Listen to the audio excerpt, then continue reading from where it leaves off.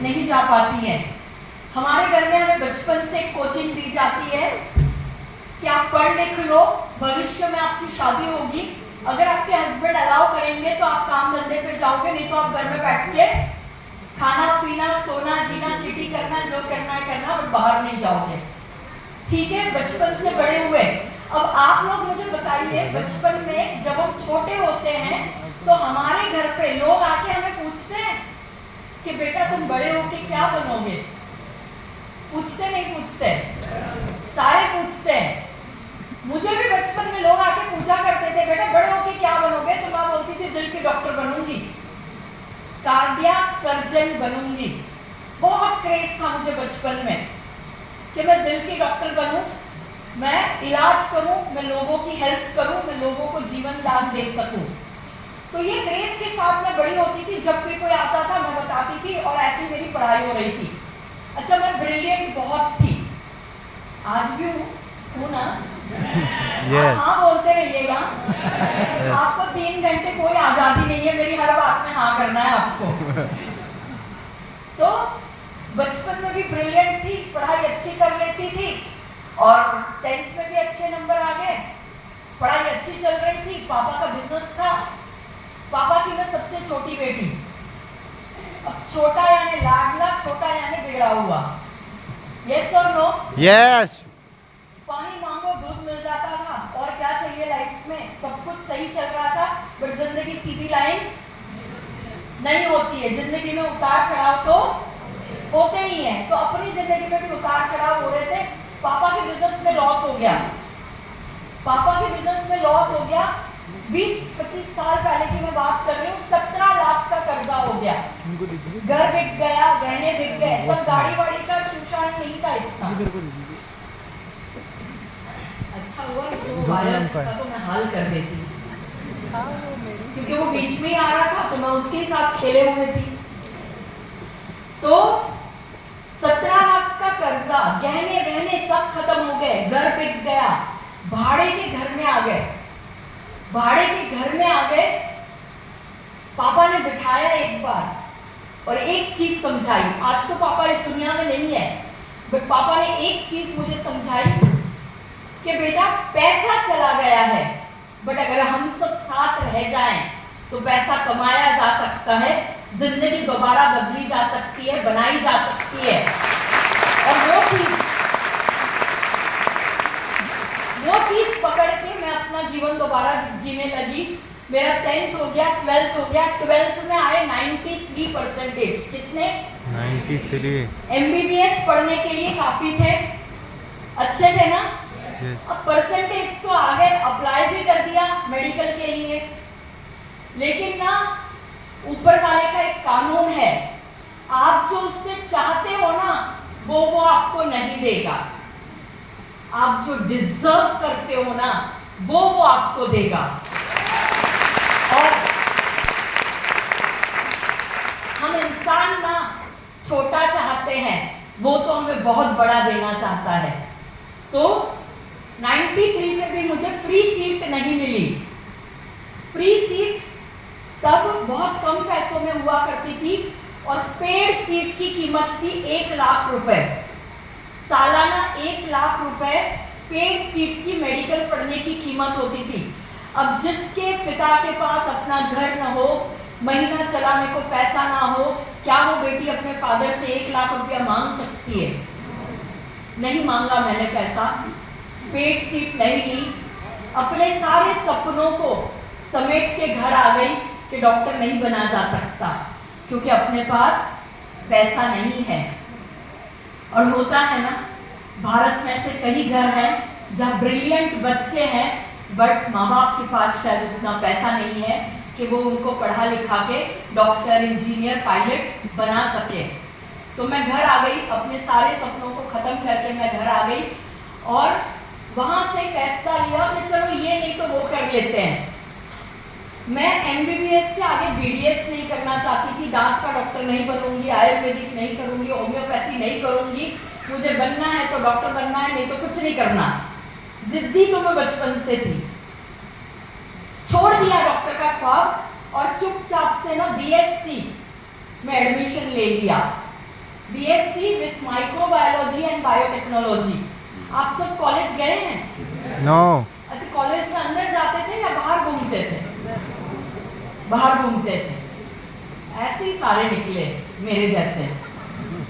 तो क्या हुआ, अब अपनी मर्जी से तो गए नहीं थे कॉलेज, जबरदस्ती गए थे। तो क्या करती थी, कॉलेज में जाती थी, अंदर बैठती थी।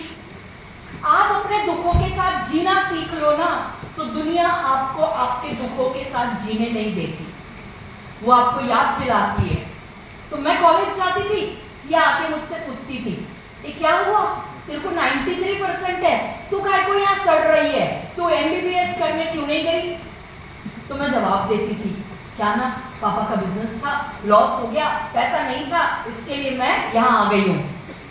दूसरे दिन दूसरी मिलती थी, वो पूछती थी, तू यहाँ क्यों सड़ रही है, तू एमबीबीएस क्यों नहीं गई, बीडीएस क्यों नहीं गई, आयुर्वेद में क्यों नहीं बनी डॉक्टर, होम्योपैथी में क्यों नहीं गई, यहाँ क्यों आई है? वापस मैं अपना दुख बताती थी। और मुझे ना अंदर से बड़ी चिढ़ मचती थी कि तुम्हारे माँ बाप ने फीस क्या मेरा इंटरव्यू भरने को लिया है, तुम चुपचाप अपनी पढ़ाई करो, मुझे जीने दो। लेकिन नहीं, दुनिया बड़ी जालिम है, तो ये आपके पीछे लगेगी ही लगेगी। अब क्या होने लगा, इनके चक्कर में मैं कॉलेज के अंदर नहीं बैठती थी, मैं बाहर बैठती थी। बाहर कट्टे होते हैं, पता है कॉलेज में, तो मैं कट्टों पे बैठती थी।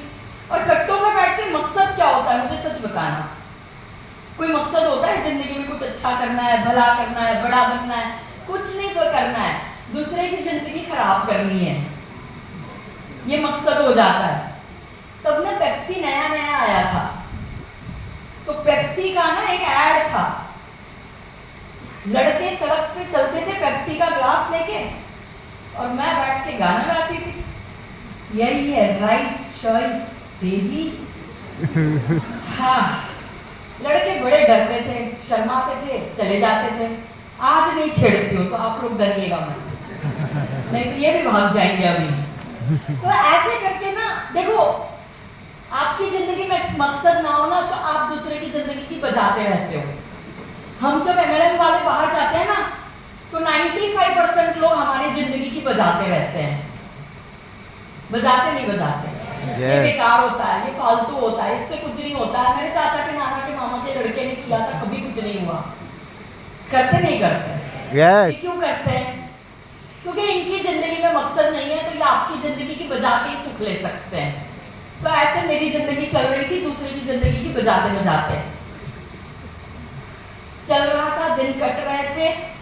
और बोलते ना, मेरा 12th हो गया था, अब मैं बीएससी में बैठ रही थी, बाहर बैठ रही थी।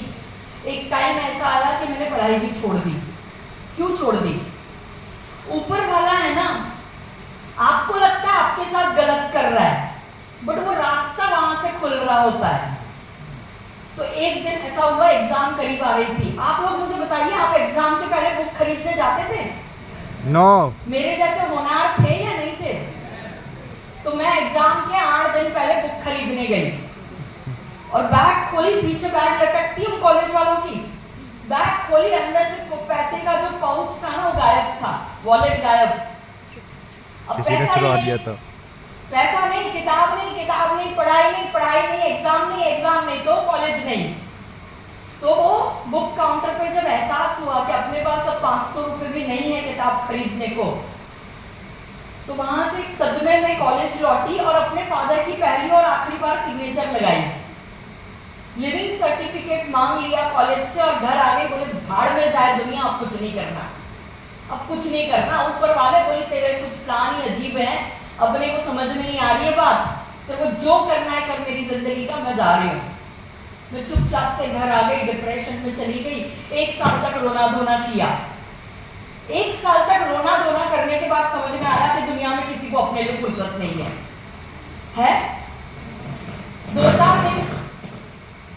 2-4 दिन ना पीठ पे हाथ घुमा के सब चुप करते हैं, फिर बोलते यार ये तो रोज रोती है, कौन इसको संभालते बैठेगा, छोड़ो, जो करना है कर, हम अपनी काम धंधे में जाएंगे।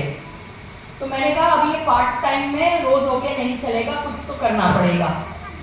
मैं चली गई और मैंने कॉमर्स में एडमिशन लिया। जुगाड़ पता है आपको? जुगाड़, यस, पीछे वालों, यस। कॉमर्स में आ गई साइंस को छोड़ के, क्योंकि मैंने सोचा कॉमर्स वाले तो पढ़ते हैं है नहीं, अपने को भी पढ़ना नहीं है, चलो यूं ही एक डिग्री लेनी है, डिग्री ले लेंगे जिंदगी कट जाएगी, दीवार पे तो लगाएंगे कम से कम। कॉमर्स में आ गई, वही वापस कहाँ, अंदर या बाहर कहाँ थी मैं? बाहर। इतने समझदार हो के पूछो ही मत। अब कॉलेज के बाहर बैठी थी और एक दिन ना एक बहुत सरस आंटी आई मेरे पास, थोड़ी अच्छी थी तबीयत में, उन्होंने पीछे से मुझे हाथ लगाया, मैंने पीछे मुड़ के देखा, मैंने कहा यस मैम। कहते बेटा तुझे अपनी काइनेटिक चाहिए? बस में जाने को 3 रुपया पैसा नहीं था अपने पास, अपन रोज पैदल जाते थे, पैदल आते थे। अब किसी ने काइनेटिक बोल दिया तो वो तो मुझे मर्सिडीज से बड़ा लगने लगा। तो मैंने कहा हाँ आंटी चाहिए। बोलो क्या करना है? बोले चल मैं तुझे एक प्लान दिखाती हूँ। इतना मजा आया, आंटी ने निकाला पेपर पे बनाया, बोला लिखा बेटा ये है तू, ये है नीचे तेरा चाचा, ये है तेरा मामा, ये है तेरा भाई, ये है तेरा पड़ोसी, ये है, ऐसे पूरा पेपर भर गया।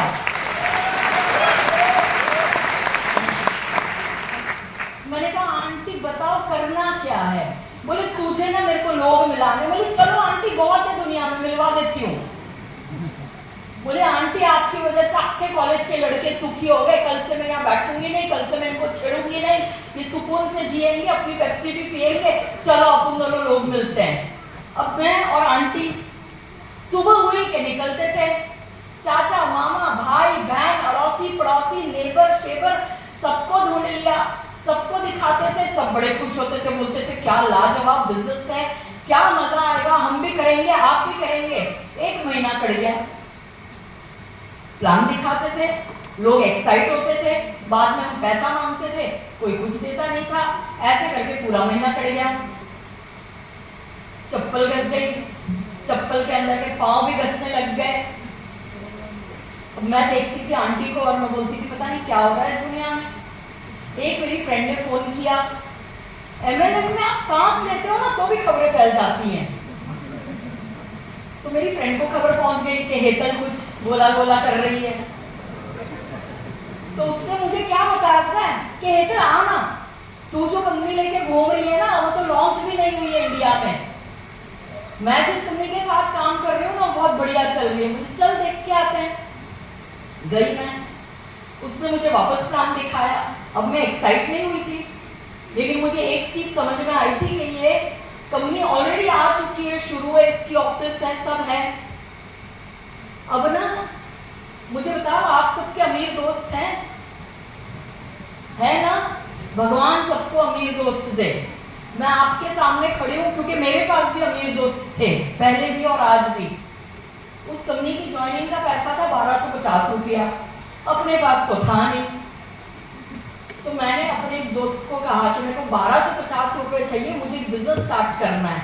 कहते ले जा यार, इतने का तो बर्गर मेरी गर्लफ्रेंड खाती है, तो तू ले जा। मैंने कहा 1 महीने में लौटा दूंगी।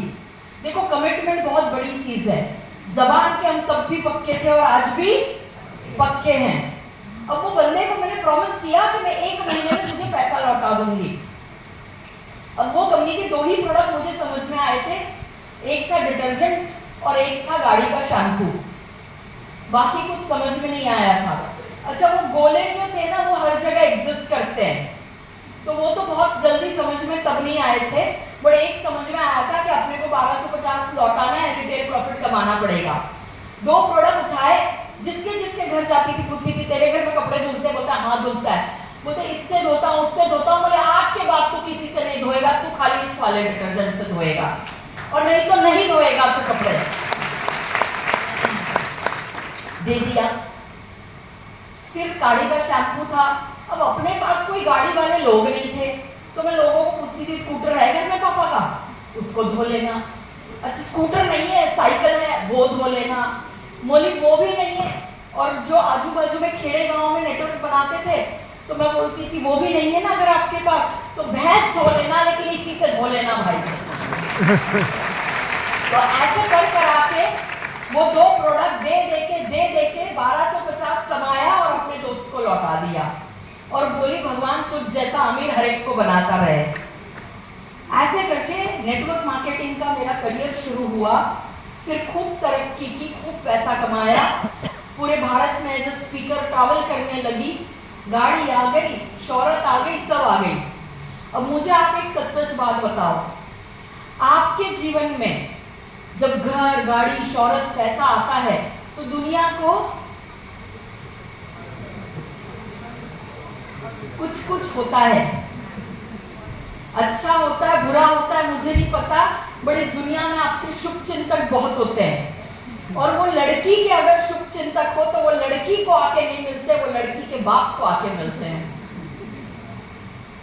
अब मेरे शुभ चिंतक मेरे पापा को आके बोलते थे, जयचंद भाई आपकी बेटी बड़ी हो रही है। तो मैंने कहा मेरे बाप को नहीं दिखता क्या मैं बड़ी हो रही हूँ?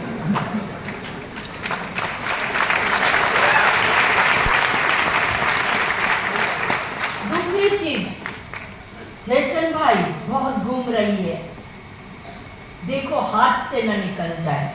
मैंने कहा वैसे ही मैं अपने पापा के हाथ में फिट नहीं हो रही हूँ अब, तो अब क्या करना है, इसकी शादी करा दो। इमीडिएट इफेक्ट पे काम होना चाहिए, तो थोड़े दिनों में शादी हो गई। अब जेंट्स के लिए शादी शादी होती है, लड़कियों के लिए शादी स्पीड ब्रेकर होती है। पहले मैं शाम को 4-5 बजे नेटवर्क चालू करती थी और रात को 2 बजे तक मेरे फोन चलते थे। और जो मेरी फेवरेट डाउनलाइन होती थी, जिसको मुझे डोज देना हो, उसको मैं रात ही को देती थी 2 बजे कि भाई चल क्या रहा है मेरा काम, ठीक है। अब शादी हो गई, कानून बदल गए, दिक्कत नहीं है मुझे शादी से कोई, आई am not against marriage, but मैं हकीकत बता रही हूँ। और नेटवर्क मार्केटिंग की दुनिया में हम सब शाम को जिंदा होते थे पहले, और रात को तो खेलते थे कि हाँ भाई अब काम होगा, अब लोग मिलेंगे, क्योंकि लोग पार्ट टाइम में काम करते हैं। तो शादी होने के बाद था कि पहले घर का काम करना है, सवेरे, शाम को भी खाना बनाना है, और दोपहर का ही वक्त आपके पास है जो आप या तो सो सकते हो या तो आप जाके काम कर सकते हो, ठीक है। तो मैंने चूज किया कि मैं सुबह शाम अपने घर को देखूंगी, क्योंकि पंगा नहीं करने का, अपने घर में पंगा कभी नहीं करना है। तो घर को देखते हुए पार्ट टाइम में काम चालू किया, कोई दिक्कत नहीं थी। लेकिन ना दुनिया में ना लोगों को बड़ी फिक्र होती है आपकी, शुभ चिंतकों की कमी है क्या? नहीं। अब ना हम कोई मीटिंग में जाए, कोई फंक्शन में जाए, किसी की मंगनी शादी में जाए, तो ऐसे कुछ भाभियां होती हैं, वो आके पूछती है कुछ है, कोई खबर है, कोई गुड न्यूज है। अब सेकेंड स्टेप आफ्टर मैरिज के आपको बच्चे करने हैं, चलो done. After year I was pregnant, network marketing चल रहा था, पार्ट टाइम अच्छा चल रहा था, और अब मैं प्रेग्नेंट थी। 9 महीने कट गए, बेटा पैदा हुआ, बहुत खुशी, मुझे भी बहुत खुशी थी, घर वालों को भी बहुत खुशी थी। और वो खुशी खुशी में अपने बेटे को लेके मैं हॉस्पिटल से घर आई। एक लड़की जब न्यू मदर बनती है ना पहली बार, तो उसको उतना रियलाइजेशन नहीं होता कि जिम्मेदारी कितनी है। जिम्मेदारी से बड़ा होता है खुशी का एहसास कि अब बच्चा घर आया है, खाएगा, पिएगा, खेलेगा, मजा करेंगे बच्चे के साथ। और यही मेरा फेस चल रहा था, और 10वां दिन था, मैं अपने बेटे के साथ खेल रही थी, ऐसे ही, वो तो छोटा था ना, तो मैं खेल रही थी, उसको देख रही थी, एंड सडनली आई नोटिस कि उसकी आंखों में एक ओपेसिटी है। ओपेसिटी का मतलब एक धुंधलापन है, एक परत है। तो मैं समझ नहीं पाई कि ये क्या है, बट एक साइंस स्टूडेंट थी, तो अंदर से एहसास हुआ कि गड़बड़ है मामला, चलो डॉक्टर के पास। उठाया बच्चा, भागी डॉक्टर के पास, एक डॉक्टर, दूसरा डॉक्टर, तीसरा डॉक्टर, चौथा डॉक्टर। दूसरे दिन की शाम तक 9 टॉप डॉक्टर्स की फाइल मेरे हाथ में थी, और बात एक निकल के आई थी कि शायद ये कैटरैक्ट है और इसको ऑपरेट करना पड़ेगा। मेरा बच्चा 1.8 किलो का पैदा हुआ था, 1.6 किलो पे नीचे टूट के आया था, प्रीमैच्योर थोड़ा सा जन्मा था, और अब बात आई थी सर्जरी की। मेरे अंदर की रूह कांप उठी थी कि इतने छोटी सी जान जिसका 1.5 किलो वजन है, इसकी सर्जरी कहाँ से करेंगे, कैसे करेंगे। और वहाँ से मेरी ज़िंदगी पूरी टर्न होना शुरू हुई। मेरी एक फ्रेंड है जिसने मुझे घर पे बुलाया। मैं भाग दौड़ करने लगी थी, मैं चीज़ों को ढूंढने लगी थी, मैं समझना चाह रही थी कि ये गड़बड़ क्या है। और उसने मुझे घर पे बुला के बिठाया कि हेतल संभल जा, तेरी रेस लंबी है, शायद तेरे बेटे को रूबेला का सिंड्रोम हो चुका है। तो मैंने उनको पूछा रूबेला क्या होता है, तो बोले रूबेला पेट में हो जाता है, माँ को होता है, माँ से वो बच्चे को ट्रांसफर हो जाता है और बच्चे का ब्रेन, बच्चे की आँख, बच्चे का कान और बच्चे का हार्ट इम्पैक्ट हो सकता है। और हमें नहीं पता कि आज हमारे बच्चे को कितना डैमेज हो चुका है, तो हमें डायग्नोसिस करना पड़ेगा। वहाँ से मेरी रेस शुरू हुई। मैं रोज सुबह जाती थी, कोई ना कोई मेरा अपॉइंटमेंट डॉक्टर के साथ होता था, कोशिश करने को, ढूंढने को कि ये क्या है और इसका इलाज क्या हो सकता है। सुबह से उठ के कभी सीबीसी टेस्ट किया, कभी सीएसआर किया, कभी टॉर्च टेस्ट किया, कभी 2D एको टेस्ट किया, कभी सीटी स्कैन किया, कभी एमआरआई किया, कभी नर्स के पास गए तो नर्स ने बच्चे को हाथ में लिया और बोलते ना अंदर लेकर गए, मुझे भी अंदर लेकर जाते थे, बोलते थे बच्चे को टाइट पकड़ो। एक माँ अपने बच्चे को कैसे पकड़ती है, फूलों की तरह ना, बोलते थे टाइट पकड़ो और वो प्रिक करते थे। 5 ml 10 ml खून एक ही बार में निकाल लेते थे। बच्चा बहुत रोता था। बच्चे के साथ मैं भी जब रोने लगती थी तो मेरे को नर्स बाहर फेंक देती थी, बोलती थी बाहर जा, तू बाहर जा, हमारा काम होगा तो हम अपने बच्चे को बाहर आपको दे देंगे। मुझे लगता था ये दुनिया कितनी जालिम है, हमारा काम हो जाएगा, हम अपने बच्चे को आपके बाहर दे देंगे। ये स्टेटमेंट वो बोलते थे और मैं लड़ती थी। मैं बाहर आके ऊपर वाले को चीख चीख के पूछती थी, क्या किया तूने मेरे बच्चे के साथ, ये सब क्यों किया? तो नहीं भी करता, नहीं भी एक बच्चा देता ना, मैं जी लेती पूरी जिंदगी, मैं मान लेती कि बच्चे नहीं भी है, दुनिया नाम ही रख लेती ना मुझे, मैं जी लेती। But why did you do this to my child? ऐसे करते करते फ्रेंड्स जिंदगी बदलने लगी। 2 महीने का मेरा बेटा और उसकी हुई पहली लाइफ सर्जरी। लाइफ सर्जरी का मतलब होता है no anaesthesia given. The surgery happens without any anaesthesia.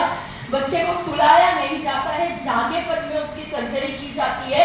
ये ऐसे ना हट्टे कट्टे 7-8 जेंट्स ना मेरे बच्चे को पकड़ते थे और डॉक्टर उसकी आंखों में वो सर्जरी करती थी और वो सर्जरी के वक्त मेरा बच्चा रोता था और थक के वो खत्म हो जाता था, सो जाता था। और पूरी रात मैं अपने बच्चे को गोद में लेके बैठा करती थी और रोया करती थी और ऊपर वाले को कहती थी क्यों किया ये सब? Don't do this to my child। मैं क्या करूं?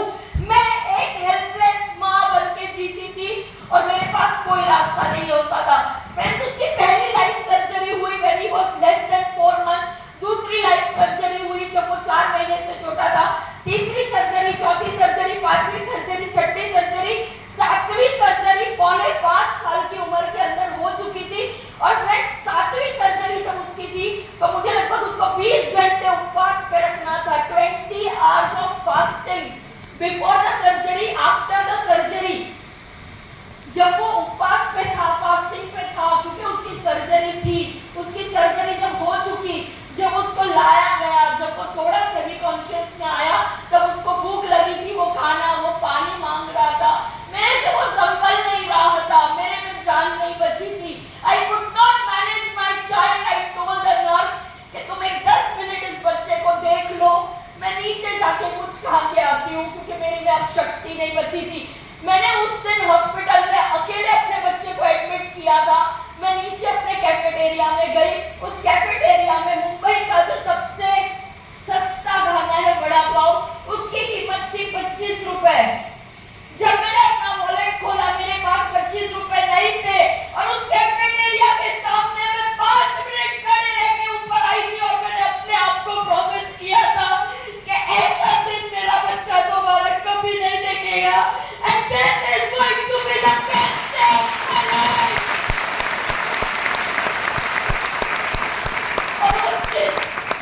और उस दिन मेरी जिंदगी बदली। उस दिन जब अपने बच्चे को हॉस्पिटल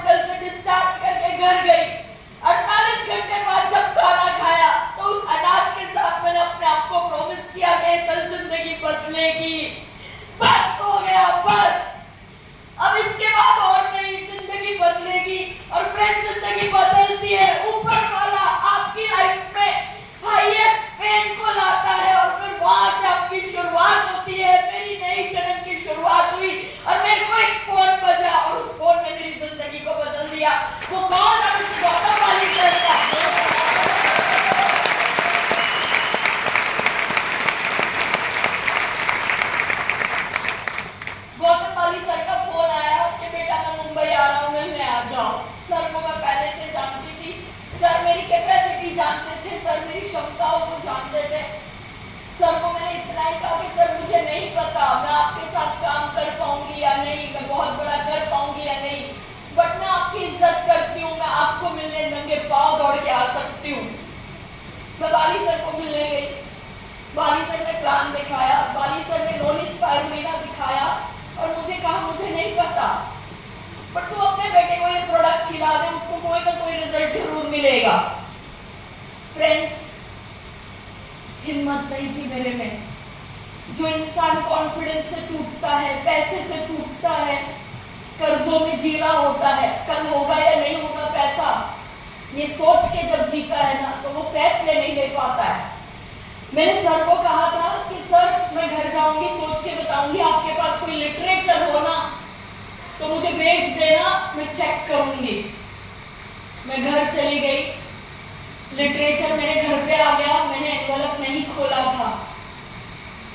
मैं बहुत थकी हुई थी, मैं आपको एक सच बता रही हूँ, अपने बेटे के दर्द को देख के थकी हुई थी। और उस दिन ना मेरे दिल में ख्याल आ रहा था कि मैं अपने घर में गणपति बप्पा को ले आती हूँ। आपने एक पिक्चर देखी है माय फ्रेंड गणेशा? मैंने वो पिक्चर देखी थी और मुझे लगता था कि गणपति बप्पा घर आएंगे ना मेरे भी प्रॉब्लम खत्म हो जाएंगे। मैंने उस दिन गणपति बप्पा को लाने का अपने घर में बात किया, घर वालों ने हाँ कर दी और मैं पैसा नहीं था मेरे पास। फ्रेंड्स, गणपति बप्पा को लाने के लिए भी पैसे लगते हैं, उतने पैसे नहीं थे जो यहाँ चुरा के रखे थे ना मैंने, वो चिल्लर पैसों से मैं अपने बप्पा को घर ले आई। बप्पा के प्रसाद में ना बहुत ड्राई फ्रूट बनता है, बहुत डलता है। मेरे पास पैसा नहीं था, 20, 30, 50 रुपए का ड्राई फ्रूट लेके भी मैंने प्रसाद में डाला था और बप्पा की खूब दिल लगा के सेवा की। 1.5 दिन बाद विसर्जन होता है। विसर्जन रात को लेट किया। इंसान जब टूटा हुआ रहता है ना तो उसको एक भगवान ही दिखता है, अच्छे दिनों में नहीं दिखता, बुरे दिनों में दिखता है। पकड़ के रखा था कि भगवान आए हो ना, सब खत्म कर देना, सब खत्म कर देना। रात को 2 बजे, बहुत बोलते ना मन नहीं मान रहा था, लेकिन 2 बजे विसर्जन किया और तब मैं जॉब करने लगी थी। नेटवर्क मार्केटिंग छोड़ के एक नेटवर्क मार्केटिंग कंपनी में जॉब करने लगी थी। आपने एवॉन नाम की कंपनी सुनी होगी, कॉस्मेटिक बेचती है, उसमें मुझे जोन मैनेजर, बहुत छोटी लेवल की मैंने नौकरी ले रखी थी। इंसान का कॉन्फिडेंस टूटता है ना तो दुनिया उसकी और बजाती है, तो मेरी भी बजा के है ना, मेरे को बहुत छोटा कॉन्फिडेंस किया था और मैंने 20,000 रुपए की नौकरी ले रखी थी। और वो 20,000 की नौकरी में इतनी मेहनत करती थी, अपने बच्चे को डे केयर में रखती थी और अपने बच्चे को डे केयर में रखने के बाद 6-7 घंटे काम करती थी फील्ड पे। एवॉन में मेरा एक रिकॉर्ड था कि सड़क पे खड़े रह के 1000 नई ज्वाइनिंग लगाई थी। मैंने 1000 न्यू ज्वाइनिंग लगाई थी क्योंकि मुझे वहां से पगार बढ़ानी थी, अपनी इंसेंटिव बढ़ाना था। 20,000 की पगार 60,000 हो गई थी, लेकिन वहां के लोग मुझे जीने नहीं देते थे। इतना प्रेशर, इतना फॉलोअप, इतना प्रेशर। और नेटवर्क मार्केटिंग करने वाला बंदा आजाद होता है, उसको नौकरी भाती नहीं है। तो दूसरे दिन सुबह मैं जा रही थी जॉब पे, 2 दिन की छुट्टी। नौकरी से अगर कोई आपको दे दे तो वो एहसान ही होता है ना, तो वो एहसान खत्म करके अब मैं काम पर जा रही थी तो मेरे को बार बार एक फोन बज रहा था। मैंने फोन नहीं उठाया, मैंने कहा पहले रिपोर्ट कर लेती हूँ फिर देखती हूँ कौन है। फोन नहीं उठाया तो वही फोन से एक मैसेज आया मुझे कि हेतल, मुझे आपके साथ वेस्टीज ज्वाइन करना है। अब मैं एकदम अंदर से थ्रिल्ड हो गई। मैंने कहा अभी तक मैंने एनवेलप नहीं खोला, अभी तक मैंने आईडी नहीं लगाई है और अभी तक मैंने कोई फैसला नहीं लिया। मैंने तुरंत कॉल लगाया और मैंने पूछा कौन बोल रहा है, तो बोले हेतल मैं गौतम बोलू छू, गुजराती में बोला। तो वो मेरे पुराने लीडर थे, गुजरात से मेरे पुराने लीडर थे। पानी पी लो।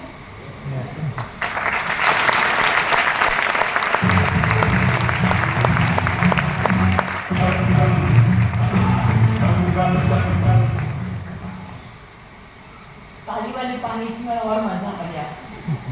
तो फोन पे उन्होंने बोला हेतल मैं गौतम बोलू छू। तो मैं बोली गौतम भाई फोन नंबर क्यों बदली करते हो बार बार? तो कहते हैं हेतल कंपनी बदली करते हैं ना तो फ़ोन नंबर भी बदली करना पड़ता है। वो दूसरी इन्वेस्टमेंट कंपनियों में जा चुके थे, तो कहते कंपनी क्या, अरे नंबर क्या, घर भी बदली करने पड़ते हैं हितल। तो मैंने कहा काम धंधा ऐसे करते क्यों हो? बोले इसके लिए तो तेरे को फोन कर रहा हो। बोले क्या है, बोलिए। बोले हितल तेरे साथ वेस्टीज करूंगा। बोले क्यों? बोलते वेस्टीज बढ़िया कंपनी है, वेस्टीज का प्लान बहुत बढ़िया है, वेस्टीज का प्रोडक्ट बहुत बढ़िया है, वेस्टीज का विजन बहुत बड़ा है। मैंने कहा तो ज्वाइन कर लो ना। तो मैंने कहा प्लान देखा है ना आपने, किसी ने तो दिखाया होगा। कहते हाँ मैंने प्लान देखा है और मैंने जिनसे भी देखा है उनको कह दिया है कि मैं हितल के साथ करूंगा। अब ना ज्यादा अच्छा होना तो भी हजम नहीं होता जीवन में। तो मैंने कहा आप सच बता दो कि क्यों मेरे पीछे पड़े हो और क्यों इतना प्यार आ रहा है आपको। बुजुर्ग थे। बोले हितल पहली कंपनी तेरे साथ करी, फिर दूसरी 10 कर ली, अब ये आखिरी करनी है, वो भी तेरे साथ करनी है। तेरे जैसी लीडरशिप ना देखी दूसरी कंपनियों में। खुश हो गई मैं। कोई आपकी तारीफ करेगा तो आप और ही खुश हो जाओगे। मैं बड़ी खुश हुई। मैंने कहा गौतम भाई मैंने फैसला नहीं लिया है। तो कहते तू जब फैसला लेगी ना हितल, तेरे साथ मेरी भी आईडी लगा देना। मैंने कहा मुझे नहीं पता मैं आज लगाऊंगी या कल लगाऊंगी या नहीं भी लगाऊंगी। कहते कोई बात नहीं, I will wait for you. अब ना वो फोन रख के ना मैंने सोचा कि ऊपर वाला तो कुछ कहना चाह रहा है क्या, तो बोल दे भाई, अब तू बोल दे। तो मुझे अंदर से ना बहुत अच्छी अच्छी आवाजें आने लगी और ना अंदर से मेरा ऐसा दिल बोलने लगा सिमरन जा जी ले अपनी जिंदगी।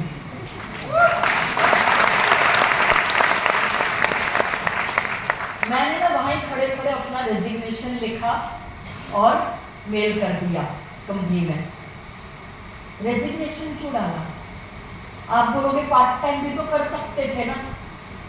मैं आपको बताती हूँ, औरत ना, माँ ना, जब घर संभालती है, बच्चे संभालती है ना, तो वो फुल टाइम काम होता है। अब उसके साथ जॉब भी तो कर रहे थे। अब जॉब भी करूँ, घर भी देखूँ और उसके बाद वेस्टीज भी करूँ, तो अपने बच्चे को कब देखूँ? बच्चा सुन नहीं पाता, बच्चा बोल नहीं पाता। ऐसी ही दुनिया में आधे लोग उसको समझ नहीं पाते। अगर माँ भी नहीं देखेगी तो कौन देखेगा? तो बोला नहीं, अपन पार्ट टाइम काम करेंगे, जॉब नहीं, वेस्टीज एंड घर और बच्चा देखेंगे। और एक कारण है, बताओ? आप हाँ बोलोगे तो ही बताऊंगा। Yes. एक ना कहानी बताती हूँ, सुनना चाहोगे? ना भी बोलोगे तो सुनाऊंगी। नहीं। अब ना एक राजा था और वो राजा बड़ा ब्रिलियंट था। उसको ना सामने वाले राज्य पे ना कब्जा करना था। उसने ना अपना एक गुप्तचर भेजा, बोले बेटा जा चेक करके आ उनके पास सेना कितनी है। जो दूसरा गुप्तचर गया वो पसीने में लथपथ होके आया। बोलता है राजा जी फंस गए, वाट लग गई, टेंशन हो गई है। उनके पास ना 10,000 की सेना है और ना हम कोई भी हिसाब से उनका मुकाबला नहीं कर सकते। तो राजा ने क्या किया पता है? रात को कोर मीटिंग बुलाई। कोर मीटिंग होती है ना, आपके लीडर भी बुलाते होंगे डिस्कशन करने के लिए। तो ऐसे कोर मीटिंग में सारे सूट बीट पहन के आ गए सेनापति और सब मंडल। और राजा ने उनको कहा कि आपके पास ना 2 चॉइस है। एक है आप लड़के जीतो, सिचुएशन बताई कि सैनिक उनके पास ज्यादा है, सब हथियार ज्यादा है। एक है आप लड़के जीतो और दूसरा है आप लड़के शहीद हो जाओ। तो एक सेनापति बोला कि राजा हम अभी लौट जाते हैं और बाद में तैयारी करके वापस आते हैं। तो राजा ने कहा जिस बोट में मैं आपको लाया था ना, वो तो आते ही मैंने सारी जला दी है, तो लौटने का ऑप्शन मैंने खत्म कर दिया है। अब या तो आपको जीतना है या मरना है, आप चूज कर लो आपको क्या करना है। और वो सैनिकों को पता था कि हम लौट के नहीं जा सकते, तो हमें जीतने का ही ऑप्शन है। तो वो जीत चुके वहां पे और उन्होंने वो कामयाबी हासिल करी। मुझे ना लौटना नहीं था, मुझे ना लौटना नहीं था। 20,000 रुपये, 50,000 रुपये, 60,000 रुपये में हम लाखों करोड़ों के लिए बने हुए हैं। मुझे उसमें लौटना नहीं था।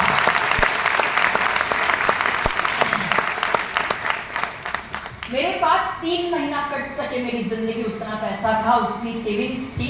और मैंने कहा अब 3 महीने में, आने वाले 90 दिनों में मुझे अपनी जिंदगी में सारा पराक्रम हासिल करना पड़ेगा, नहीं तो मेरा सर्वाइवल मुश्किल होगा।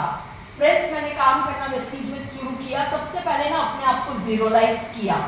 इंसान का ना बड़ा ईगो होता है, मैं बोले तो क्या, मैं बोले तो नेशनल स्पीकर, मैं बोले तो ये मेरी लेवल, ये मैंने पहले ये हासिल किया है, मैंने पहले वो हासिल किया है।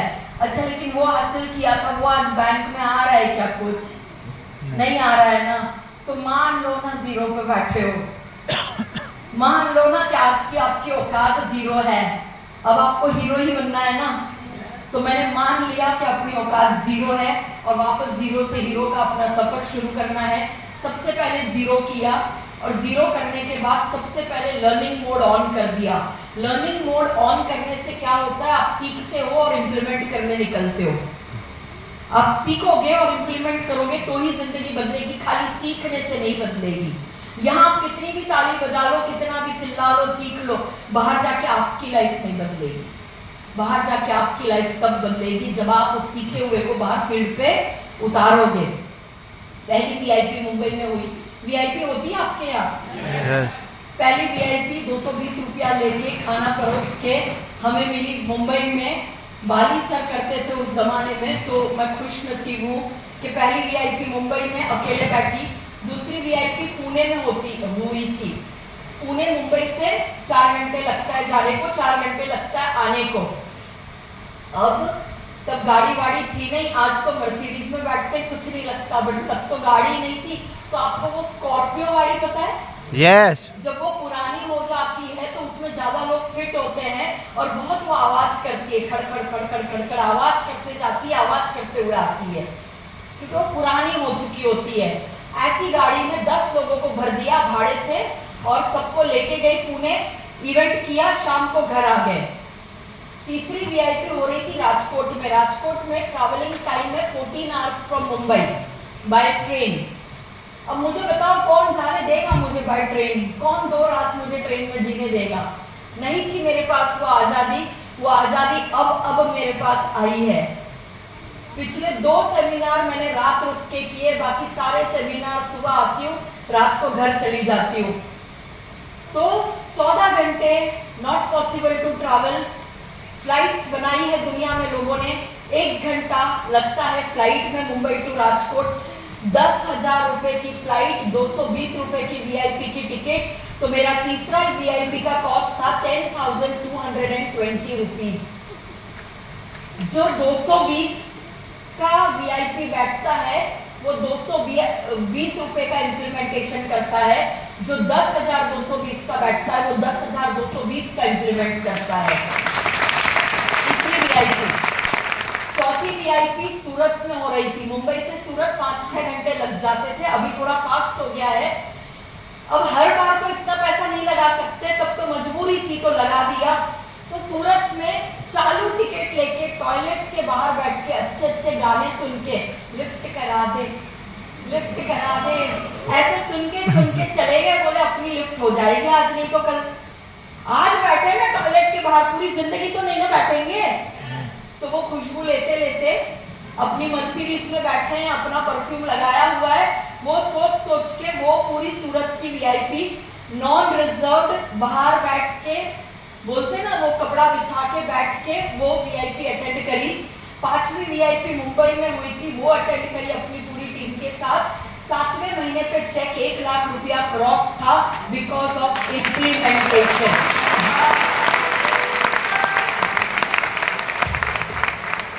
फ्रेंड्स, जिंदगी बदलने लगी थी। मेहनत खूब करती थी, अपने बच्चे को डे केयर में छोड़ती थी, फील्ड करती थी, शाम को उसको उठाती थी, घर जाती थी, घर के काम करती थी और लाइफ अच्छी एक दिशा में चलने लगी थी। मेहनत बहुत की, कोई उसमें कमी ना छोड़ी। अब मुझे एक चीज मेरे लाइफ में बहुत गड़बड़ थी, मेरे पास बहुत सारा कर्जा था। आप में से किसी के पास कर्जा है? जल्दी जल्दी हाथ ऊपर कर दो अगर है तो। 1 सेकंड सोचना नहीं, सच बोलना। Great, you all are lovely people जिनके पास सबसे बड़ा मोटिवेशन है यहाँ आने का। मेरे पास कर्जा था। आपने शाहरुख खान का गाना सुना है, तुझ में रब दिखता है यारा मैं क्या करूं? Yes. ऐसे गाता ना, तुझमें रब दिखता है। मुझे ना रात को कोई नहीं दिखता था, रब भी नहीं दिखता था। मुझे ना बैंक के लोगो दिखते थे, जिसका कल EMI हिट होने वाला है, जिसका कल लोन का हफ्ता आने वाला है। अच्छा, मुझे ना वो चेहरे दिखते थे जिनसे मैंने उधार लिया है और वो मांग रहे पैसा। तो 1 लाख का चेक होने के बाद ना मैं पहले कर्जे खत्म कर दी। फ्रेंड्स, मैं एक जमाने में वो लड़की थी जो 20,000 रुपए जूते चप्पल पे भी लगा देती थी, और एक जमाने में मेरी हालत ये थी कि 20,000 रुपए की LIC की पॉलिसी पे मेरी लोन लगी हुई थी, 20,000 रुपए की। वो पॉलिसी आज मैं संभाल के रखी है कि कभी हवा में ना उड़ूं, कभी ज़्यादा मुझे घमंड ना आ जाए, और मुझे हमेशा याद रहे कि ऊपर वाले ने मुझे कहाँ से उठा के कहाँ रखा है आज। तो इसके लिए सबसे पहला काम किया, वो कर्जे खत्म कर दिए, सबको पैसा दे दिया, और रात को ना फैल के सोने लगी। छोटे बच्चे फैल के सोते, आपकी भी जगह पूरी खा जाते हैं, मैं वैसे फैल के सोने लगी। ये मेरी पहली अचीवमेंट थी वेस्टीज से। वेस्टीज में काम होने लगा, सब बढ़िया चलने लगा। प्रोडक्ट की पावर तो अपने बच्चे में ही देख ली थी। मेरा बच्चा स्पाइरुलिना नोनी खाता था, 40 लाख रुपए लगा चुकी थी उसकी हेल्थ पे। कितने? 40 लाख। छोटा तो नहीं है। जितना कमाया था वो सब खत्म हो गया था। न मेरे पास एक सोने की चूड़ी बची थी, न मेरे गले में नेकलेस बचा था, सब खत्म हो गया था। सब बच्चे में इन्वेस्ट कर दिया, क्योंकि वही तो अपनी सबसे बड़ी इन्वेस्टमेंट है, वही तो अपना सबसे बड़ा गहना है। तो फ्रेंड्स, अब कुछ भी नहीं था मेरे पास, और पैसा आने लगा, कर्जे खत्म करे, और जिंदगी अब बेहतर बनानी थी। तो वेस्टीज में अपने प्रोडक्ट के भरोसे बहुत मजबूत बिजनेस बिल्ड करना शुरू किया था। और बेस्ट पार्ट अब मेरी लाइफ का ये हो रहा था कि बिजनेस अच्छा चलने लगा था, और अब ना एक इंसान को अंदर से आता है कि अब मैं एक गाड़ी ले लूं। पहले क्या होता था मैं आपको बताऊं, 2 बस चेंज करके मैं अपने बच्चे को थेरेपी रूम लेके जाती थी, ट्रीटमेंट के लिए लेकर जाती थी। बस आसान तो नहीं होती है, छोटे से बच्चे को लेके चढ़ना उतरना सब आसान तो नहीं होता है। जिन्होंने किया होगा, या कभी बाइक पे लेके गए होंगे, कभी ऑटो रिक्शा से लेके गए होंगे, बहुत ठोकरें लगती है, बहुत गड्ढे फड्डे होते हैं ना। तो वहां से अब कार लगता था, लेकिन दूध का जला छाछ भी फूक फूक के पीता है। तो मैंने सोचा सस्ती मस्ती ले लेते हैं, ज्यादा महंगी नहीं लेते। महंगी लेंगे नहीं पैसा भर पाए तो बिक जाएगी, नाक कट जाएगी। अच्छा, बहुत महंगी ले लें और यही रेट पे बिजनेस ना बढ़े तो पंगा पड़ेगा। थोड़ा विश्वास हिलता है कभी कभी। तो वैगनआर गाड़ी ली। कौन सी? वैगनआर। खाली वैगनआर नहीं, वैगनआर CNG फिटेड ली। हैं? अब सच में बताना क्यों लेता है इंसान CNG फिटेड गाड़ी? सस्ती, खर्चा कम लगता है, बाइक के खर्चे में गाड़ी चलने लगती है। भले पीछे तक AC नहीं लगता, ड्राइवर सारा AC ले जाता है, आप खाली गर्मी सहन करते हो, बट कोई बात नहीं, बोलने के लिए गाड़ी में तो बैठे हो ना। तो वैगनआर ले ली। कार बुक में 235 नंबर पे मैं ही हूँ, ठीक है, 235 पे मैं ही हूँ।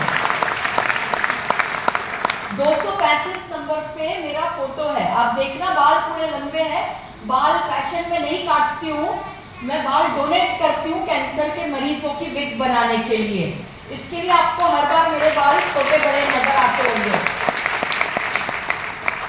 तो जब वो कार शूट हो रहा था ना, मैंने कन्वर सर को बोला, नहीं सर मुझे फोटो नहीं खिंचवानी, वैगनआर के साथ भी कोई फोटो खिंचवाता है क्या?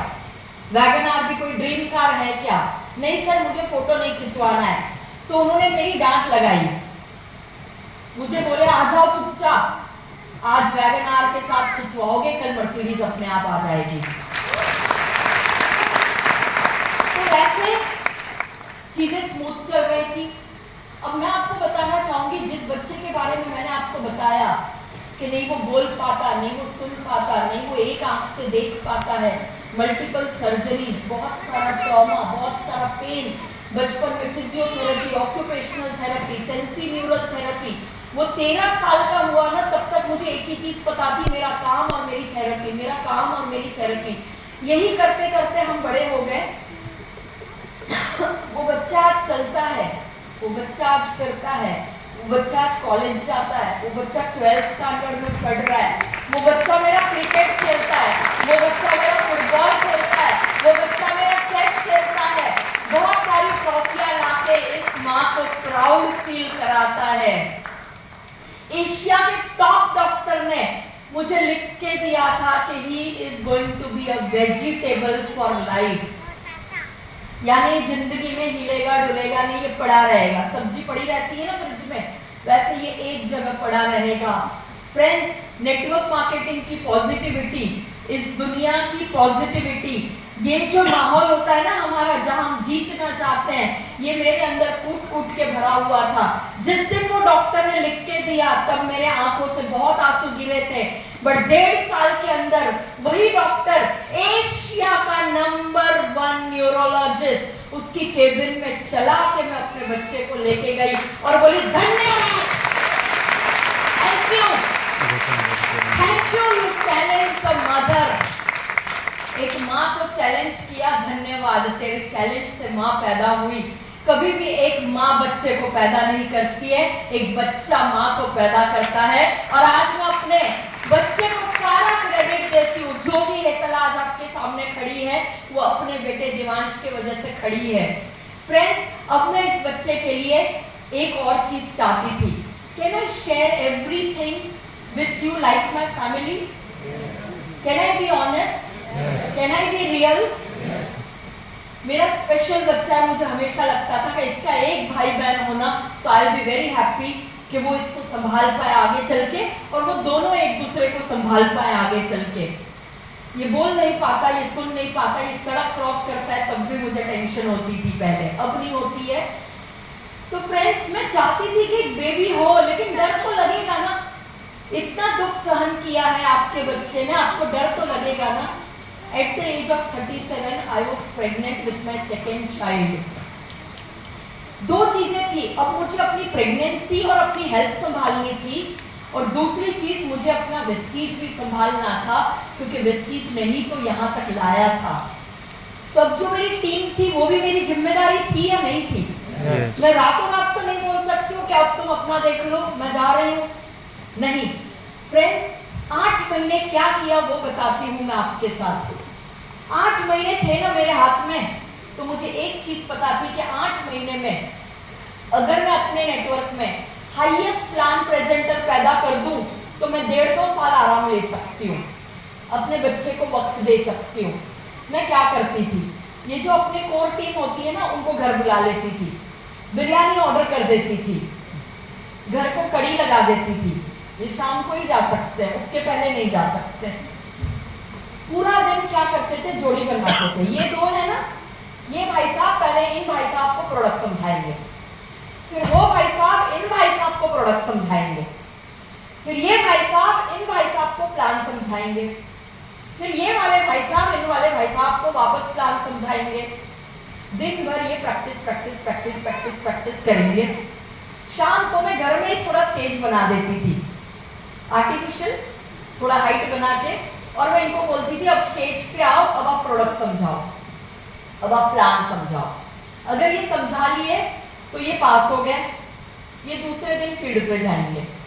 अगर ये शाम को नहीं समझा पाए तो ये दूसरे दिन वापस मेरे घर आएंगे। 8 महीने में यही काम करती थी। 8वां महीना मैं आपको कुछ इंसिडेंसेस बताना चाहूंगी उसके। 8 महीने क्या हो रहा था, मेरे घर लोग आते थे, हम सब मिलकर बिरयानी खाते थे और प्रोडक्ट प्लान करते थे।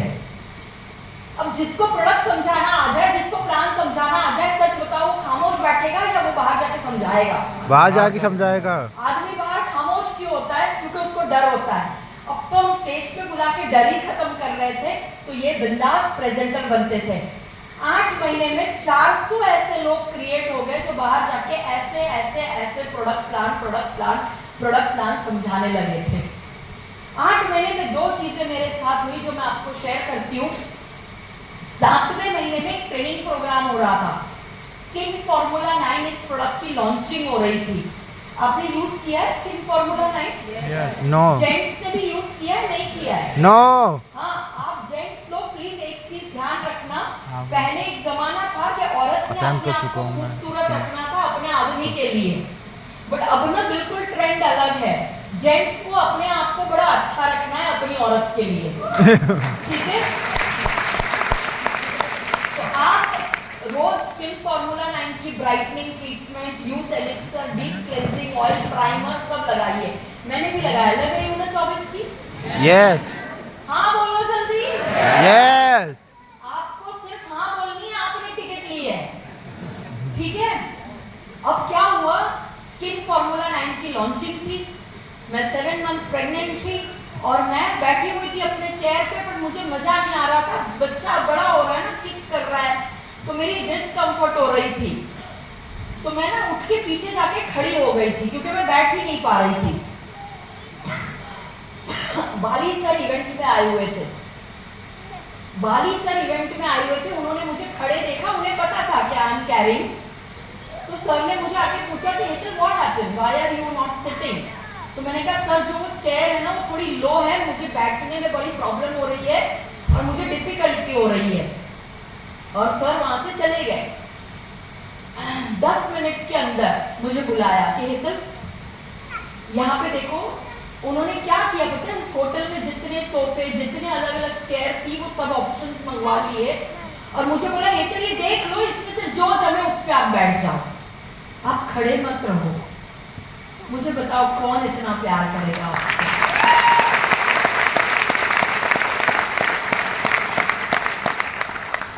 फ्रेंड्स, मेरी प्रेगनेंसी बहुत चैलेंजिंग थी। तीसरे महीने से मेरी शक्कर बंद थी, 7वें महीने से नमक बंद था, मुझे वेट गेन करना अलाउड नहीं था क्योंकि मेरी एज ज़्यादा थी, केस हिस्ट्री पहले खराब थी, तो डॉक्टर ने भी कह रखा था कि हमें ध्यान रखना होगा, आप इसको इजी नहीं ले सकते हो।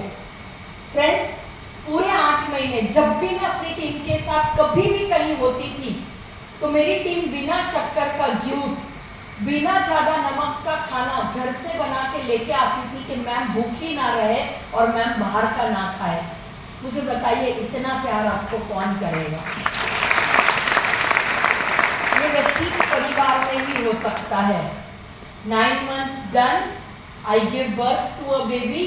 मेरे हॉस्पिटल में है ना, मेरे खानदान से ज़्यादा मेरी टीम भरी हुई थी।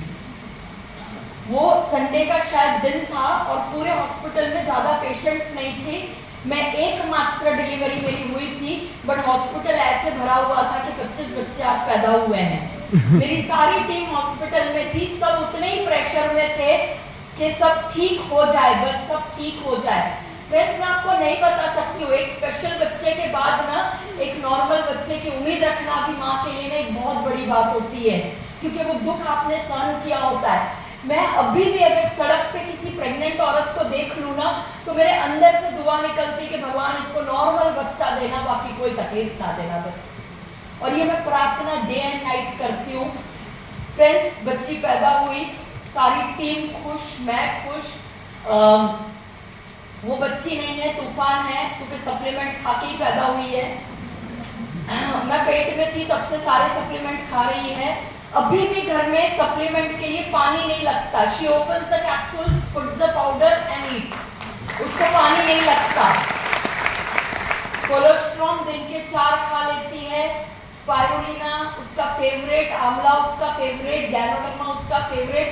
मुझे छुपाने पड़ते हैं सप्लीमेंट उससे कि भाई बस हुआ, आज का कोटा खत्म है। मेरा बेटा शिकायत लगाता है कि मम्मी 4 नहीं 6-8 कैप्सूल खा जाती है। सो वो एक मिरेकल बेबी है मेरा। 8वें महीने पे स्टेप चढ़ना शुरू किया, 4 भाषा ऑलरेडी बोलती है, 5वीं भाषा सीख रही है। Very intelligent child. वेस्टीज के प्रोडक्ट का कमाल है। मुझे 9 महीने कहा गया था कि आपको बुखार नहीं आना चाहिए। रूबेला में कुछ नहीं होता, बुखार आता है और बदन पे थोड़े रैश आते हैं, मुझे रैश नहीं आए थे। तो मुझे डॉक्टर ने कहा था 9 महीने बुखार नहीं आना चाहिए। बोलो मुझे, आप मुझे बता दो कि कौन आपको साइन करके डॉक्टर लिख के देगा कि 9 महीने तुझे कुछ नहीं होगा। कल तक ठीक थे यार, आज सुबह हो सकता है आपको बुखार आ जाए, राइट? बट मुझे वेस्टीज के सप्लीमेंट पे भरोसा था कि मैंने इनको खाया है, भगवान मेरी तबीयत अच्छी रखेगा, let me go ahead with my pregnancy. So friends, life अच्छी थी, सब अच्छा चल रहा था। 8 महीने में प्लान प्रेजेंटर बहुत तैयार किए थे। 8वीं जो आखिरी ट्रेनिंग थी ना मेरी, तब थोड़ा फीट पे स्वेलिंग आने लगा था। 8वीं ट्रेनिंग मैंने शुरू की, 3-4 लेडीज थी टीम में, उन्होंने मेरे पैरों को ऑब्जर्व किया कि मैम आपकी फीट पे स्वेलिंग है, आप अगर पूरा दिन रेस्ट नहीं करोगे ये बढ़ सकती है। मेरे लीडर्स ने मुझे घर भेज दिया और बोले आज की ट्रेनिंग हम लेंगे, तुम्हारे टाइगर जिंदा है। और बोलते ना, ये ऐसी सिचुएशन में आपके बच्चे बड़े हो जाते हैं, काबिल हो जाते हैं। और वहां से टीम ने मुझे पूरे 1.5 साल की छुट्टी दी थी। फ्रेंड्स, 1.5 साल, 9 मंथ्स ऑफ प्रेगनेंसी का स्लो डाउन, 1.5 साल उसके बाद मैं घर पे थी। आप मुझे बताओ, 2.25 साल की आपको छुट्टी मिलेगी क्या? मुझे मिली थी, पेड लीव थी मेरी वो। और हर महीने की 12 तारीख पे मुझे एक स्ट्रॉन्ग 6 फिगर क्रेडिट होता था। आप मुझे बताइए, 1.5 साल 2 साल आप घर में बैठ जाए, पगार आएगी? नहीं आएगी। मुझे पैसा आता था। मैंने बाली सर को एक बार बर्थडे पे कॉल किया और सर को विश किया और बोला sir thank you so much, मैंने एक मीटिंग नहीं करी है लेकिन आप मुझे पैसे भेज रहे हो। बोले हेतल आपने एक गलत बात कही है, मैं आपको पैसे नहीं भेज रहा हूँ। बोले आपने जो पहले मेहनत की है ना, आप उसके पैसे आज अर्न कर रहे हो। तो यह है बड़प्पन, यह है बड़प्पन हमारे बाली सर का कि वो सारा क्रेडिट हमें देते हैं और हमेशा कहते हैं कि वेस्टीज नंबर 1 है तो सिर्फ आपकी वजह से है। फ्रेंड्स, जिंदगी मेरी चेंज हो गई। 2 बच्चों के साथ मैंने पार्ट टाइम वापस अपना काम रिज्यूम किया जब मेरी बेटी 1.5 साल की हुई। उसके बीच में मैं क्या करती थी मैं आपको बताना चाहूंगी। फ्रेंड्स, इवेंट्स है ना, इवेंट्स ये हमारी जिंदगी होती है। इवेंट में नहीं जाते ना तो अधूरापन लगता है। आप में से कितने लोग मेरी इस बात को अग्री करते हैं? सारे करते हैं, वाओ, लवली ऑडियंस। अब क्या होता था, मेरी बेटी 6 महीने की हो गई थी, बट छोटी थी ना, तो तब ना सडनली ऐसा हो गया कि जो सेमिनार का हॉल है वो मेरे घर के पास शिफ्ट हो गया, वेन्यू शिफ्ट हो गया। तो 9 ही मिनट लगती थी मुझे अपने घर से हॉल पे आने को। तो जब टेस्टिमनी का टाइम शुरू होता था, ब्रॉन्ज डायरेक्टर जब स्टेज पे आने लगते थे तो मेरी टीम कॉल करती थी कि मैम अभी ब्रॉन्ज शुरू होंगे, आप आ सकते हो।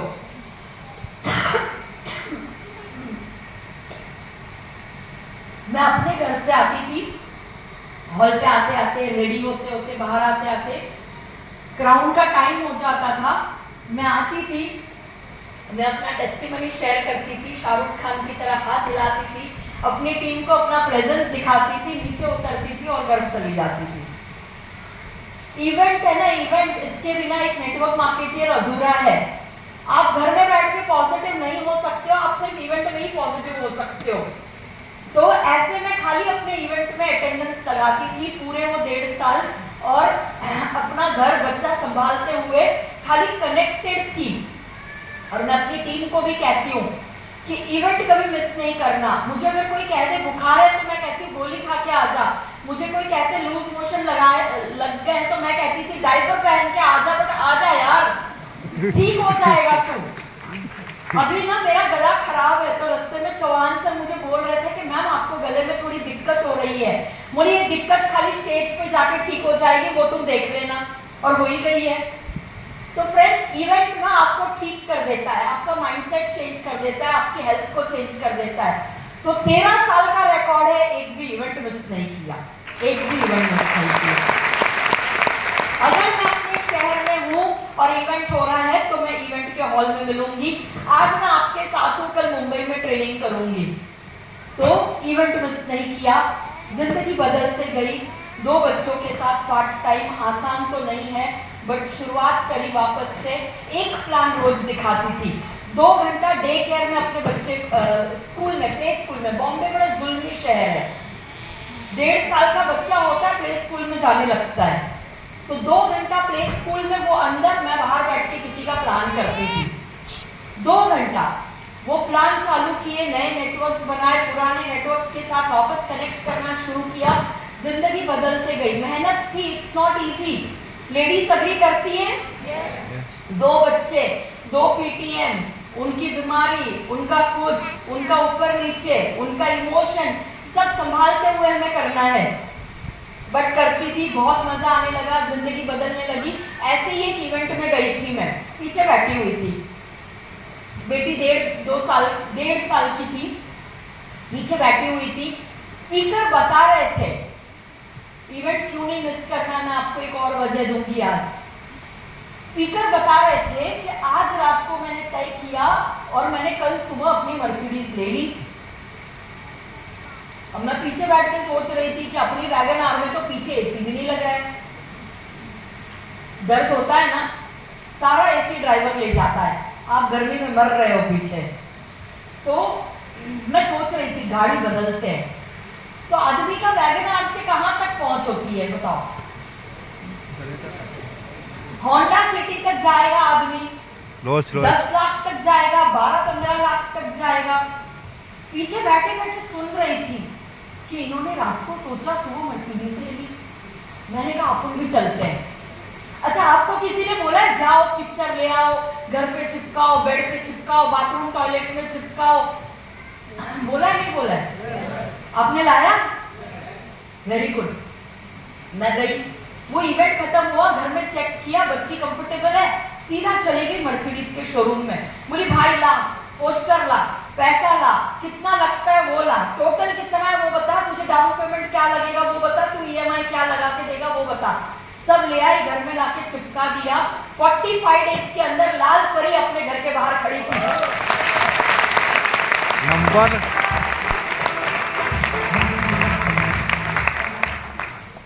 फ्रेंड्स, सपने सच होते हैं। 2004 में एक विजन बोर्ड बनाया था अपनी जिंदगी के लिए। उसमें लिखा था कि बैंक में ना 7 फिगर बैलेंस हमेशा होनी चाहिए। एक मुंबई में बहुत अच्छा वेल फर्निश प्रॉपर्टी होना चाहिए और मर्सिडीज होनी चाहिए। मर्सिडीज का स्पेलिंग भी नहीं पता था और पैसा भी नहीं पता था। वो विजन बोर्ड पे लगाया था बस भरोसे के साथ कि हाँ, लोगों ने बोला है ना अपने को, अपन आए हैं नहीं यहाँ तक सीखने को पैसा खर्चा करके, तो ये जो बोलते हैं हम उसको इम्प्लीमेंट करेंगे। वो विजन बोर्ड में 2004 में मर्सिडीज लगी थी, 2015 में दरवाजे के बाहर खड़ी थी। मैं आपको बताना चाहूंगी फर्क। आपने तालियां ना वैगनार वाली बजाई हैं, तो थोड़ा होल्ड करो, पहले फर्क जान लो, फिर आपका ताली का भी फर्क आ जाएगा, ठीक है? अब देखो, ये आप वैगनार में बैठे हो, आप बैठे हो, हवा तो लग नहीं रही है, जान तो जा रही है गर्मी में, और ना आप वैगनार में बैठ के ना सारी दुनिया को देख रहे हो। ये आपके बाजू से होंडा सिटी गई, यहाँ आपके बाजू से और 4 बंगड़ियां ना ऐसे दिखते ही रहती है, और यहाँ आपके बाजू से मर्सिडीज चले जाए तो ऐसा लगता है हाय, सब कुछ है इनके पास, हमारे पास नहीं है। ये आपकी स्थितियां होती है जब आप कहाँ बैठे हो। पूरा बोलो यार, तमीज से बोलो भाई। वैगनार सीएनजी फिटेड, ठीक है? चले अभी मर्सिडीज में? यस आया ना? पीछे वालों यस। अब आप यहाँ बैठे हो, सुकून से बैठे हो, आप किसी को नहीं देखते हो, आप न इस तरफ बाहर देखते हो, आप न उस तरफ बाहर देखते हो, लेकिन बाहर से ना पूरी दुनिया झुक झुक के देखती है।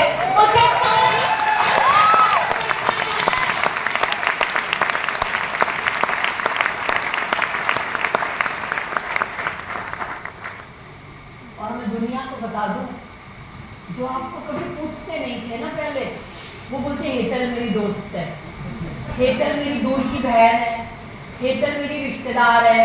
मैं कहती हाँ, मैं आप ही की भी हूँ, परमानेंट हूँ, सबके हो गए हम।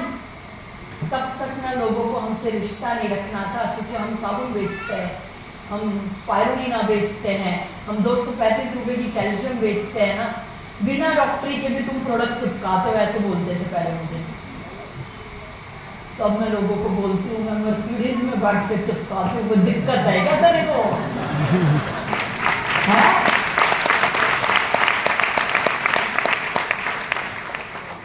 The world is going to be the same, ये कभी नहीं बदलेगा। आपको बदलना होगा अपने सपनों के लिए, अपने बच्चों के लिए, अपने आने वाले कल के लिए। मेहनत कभी भी की, आज भी करती हूँ। क्यों करती हूँ बताऊँ मैं आपको? अगर आपका क्यों ठीक हो जाए ना, तो आपको कभी दुख दर्द परेशानी नहीं लगेगा। फ्रेंड्स, आपको क्या लगता है अगर हम लाखों रुपए कमा लेते हैं, अगर हमारे पास मर्सिडीज 4 प्रॉपर्टियां हो जाए, तो क्या हमारे अंदर इमोशन नहीं है? क्या अपने बच्चे को छोड़ते वक्त मेरे आंख में पानी नहीं आते होंगे? कल ही एयरपोर्ट पे मेरी आंखें नम होने लगी थी, क्या बच्चों को छोड़ के जा रही हूँ। कोई बात नहीं ना, उन्हीं के लिए जा रही हूँ ना, और किसी को तो नहीं कमा के दूंगी ना, फाइनली अपने बच्चे को दूंगी ना। क्यों भागती हूँ, या क्यों मेहनत करती हूँ, या क्यों मेहनत करने से कमी नहीं रखती हूँ? सपोज यहाँ एक बिल्डिंग है, 20 फ्लोर्स का बिल्डिंग है, और वहां पे आप खड़े हो। यहाँ पे भी 20 फ्लोर्स का बिल्डिंग है, यहाँ पे भी टेरेस पे मैं खड़ी हूँ। बीच में ना एक लकड़ी का पट्टा है, हल्का फुल्का, नॉट सो रिलायबल। अगर मैं आपको बोलूं कि वहां से दौड़िए, मेरे पास आइए, मैं आपको 50 लाख रुपया दूंगी, आओगे क्या? क्यों नहीं आओगे? क्यों नहीं आओगे बताओ? लकड़ी कमजोर है, क्यों आऊं? नहीं चाहिए 50 लाख तेरा, जा। ठीक है, 1 करोड़ दे दूं, आओगे? नहीं आओगे। बहुत क्लियर हो ना आप? Yes. एकदम क्रिस्टल क्लियर हो कि नहीं आएंगे तो 1 करोड़ नहीं 10 करोड़ रख दे, राइट? अब मैं खाली बोलती हूँ कि आप वहां खड़े हो, यहाँ मैं नहीं हूँ। यहाँ आपका बच्चा खड़ा है और इस बिल्डिंग में लग गई अगर आग, और अगर यहाँ से आपका बच्चा चिल्ला रहा है, मम्मा मुझे बचाओ, पापा मुझे बचाओ, बड़ा क्या करोगे? आएंगे ना? सिचुएशन तो सेम है ना, लेकिन क्यों आओगे? अपने बच्चे के लिए आओगे ना, अपने परिवार के लिए आओगे ना, अपने पेरेंट्स के लिए आओगे ना, अपने माता पिता के लिए आओगे ना। तो मैं इसके लिए भाग रही हूँ क्योंकि मुझे अपने बच्चों को एक अच्छा भविष्य देना है, मुझे आने वाला कल उनका सुंदर करना है, स्ट्रगल से भरा हुआ नहीं करना है, राइट? एक और सवाल मैं आपसे पूछती हूँ, वहां तो लकड़ी का पट्टा कमजोर था, यहाँ तो कहाँ दौड़ना है? वेस्टीज के प्लेटफॉर्म पे दौड़ना है ना। 20 साल का हो जाएगा वेस्टीज, 20 साल में सब कुछ अच्छा किया है, 20 साल में ग्रो हुए हैं, भारत की नंबर 1 कंपनी बने हैं, 4000 सेंटर खोले हैं, 400 से ज्यादा प्रोडक्ट बनाए हैं। कोविड जैसे लॉकडाउन में भी हमने बहुत अच्छा काम किया है। लॉकडाउन में नॉन क्वालिफाइड लोगों को भी पैसा दिया, लोगों के घर चलाए। कोविड में जहाँ कंपनियां बंद हो गई वहां हम स्ट्रॉन्ग खड़े रहे और हम आगे बढ़ रहे हैं। क्या इतने स्ट्रॉन्ग प्लेटफॉर्म के साथ दौड़ सकते? नहीं दौड़ सकते? Yes. और कितने साल दौड़ना है? 3 साल तो दौड़ना है ना। 3 साल टीवी तो नहीं देखोगे, रिश्तेदार की शादी में ही तो नहीं जाओगे ना, दोस्तों के साथ पिकनिक पार्टी नहीं करोगे ना। मेरे दोस्त पिकनिक जाते थे, मेरी बड़ी खिल्ली उड़ाते थे, मुझे बोलते थे कि यार हम पिकनिक जाते हैं और तू अपना सेमिनार करते रहती है, हम भटकते हैं, हम एंजॉय करते हैं, हम चिल मारते हैं और तू तो सड़ रही होती है। आज की तारीख में वो अल्टो गाड़ी में जाते हैं, मैं जुक करके निकल जाती हूँ पीछे से 150 की स्पीड पे।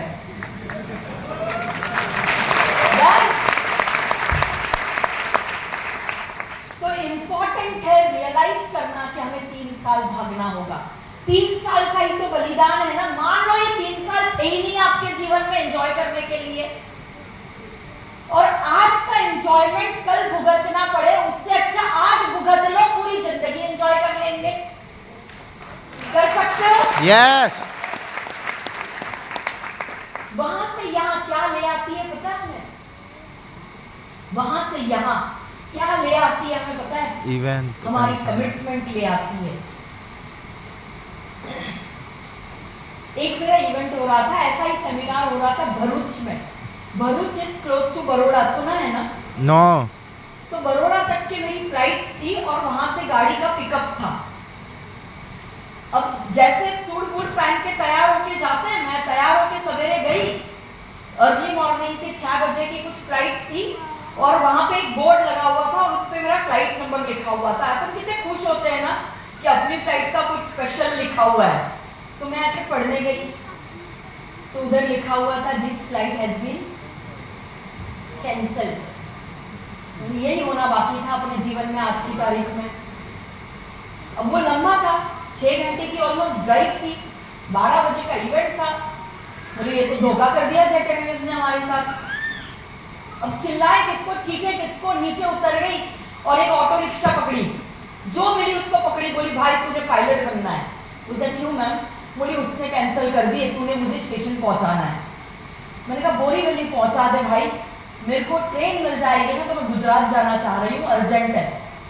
19 मिनट में उसने मुझे पहुंचा दिया, जिसको 1 घंटा लग सकता है। उसने मुझे पहुंचा दिया। मैं काउंटर पे गई, एक ऐसे बड़े अच्छे इंसान बैठे हुए थे। मैंने कहा एक भरूच दे दो। कहते मैडम फॉग है, ट्रेन कैंसिल हो गई है।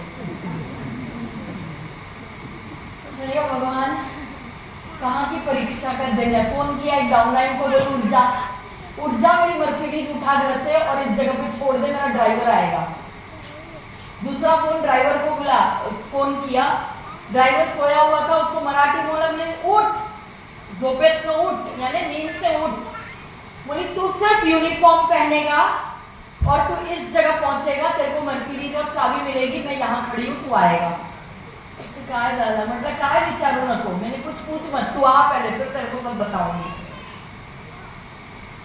एक जंक्शन पे जहां से एग्जिट इजी हो जाए गुजरात के लिए, वहां पे मैं रुकी हुई थी और ड्राइवर गाड़ी लेके आया और जाप जुप वहां के लीडर बड़े इम्पेशेंट हो रहे थे। अरे मैम अब क्या करेंगे? मैंने कहा तुम्हारे सारे लीडर्स को बोलो आज 2-2 मिनट एक्स्ट्रा मिलेगी बात करने को। लीडरों को बात करने का जोश होता है ना, और हम माइक खींच रहे होते हैं, राइट? तो मैंने कहा आज सबको ना 2 मिनट एक्स्ट्रा दे दो आप। मैंने कहा आपका आखिरी बंदा उतरेगा ना स्टेज से तो हेतल आपके सामने रहेगी। बोली आप चालू रखो। वो हर 1 घंटे पे फोन कर रहे थे, बोली आप चालू रखो मैं पहुंचूंगी। फ्रेंड्स जब उनका आखिरी टेस्टिमनी हुआ, मैं उस हॉल के अंदर थी।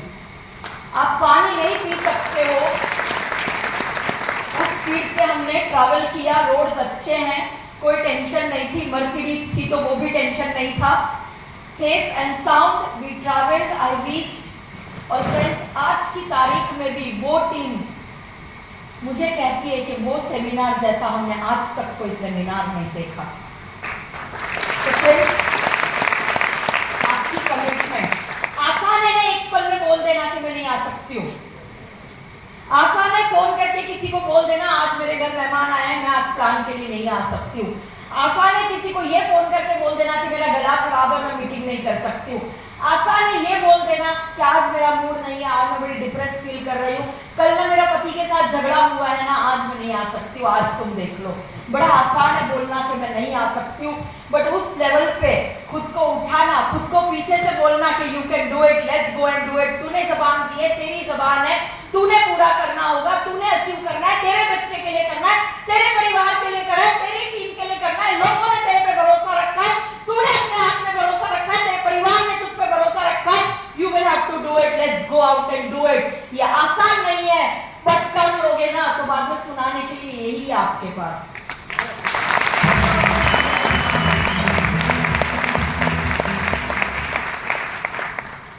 फ्रेंड्स जिंदगी अच्छी चल रही थी, सब अच्छा है, प्रोग्रेस हो रही थी, बट मेरे अंदर बहुत सारे तूफान थे।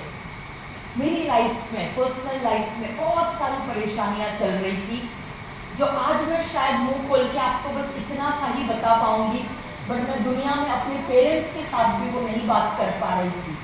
My life was in deep mess, और मैं कोशिश कर रही थी कि बाहर जाके एक हंसता चेहरा रखूं, अपने 2 बच्चों को अपना बेस्ट दूं और जिंदगी को संवारने की कोशिश करूं, बट नहीं कुछ हो पा रहा था मुझसे। आज से लगभग 7.5 साल पहले with 2 vestige uniforms and my 2 children, I had to leave my house. मैंने अपना घर छोड़ा।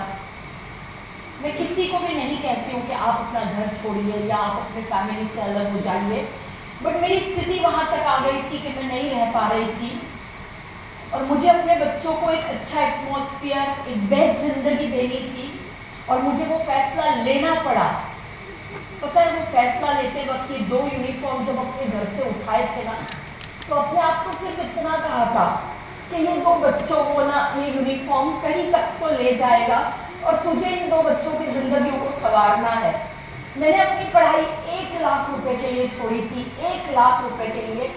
आज मेरे दोनों बच्चे इंटरनेशनल स्कूल में पढ़ते हैं, 2-2 लाख रुपए फीस भरती हूँ, एक चेक साइन करके दे आती हूँ, किसी की आंखों में झांक के नहीं देखती हूँ कि तुम दोगे या मैं दूंगी या कोई और देगा। टाइगर जिंदा है।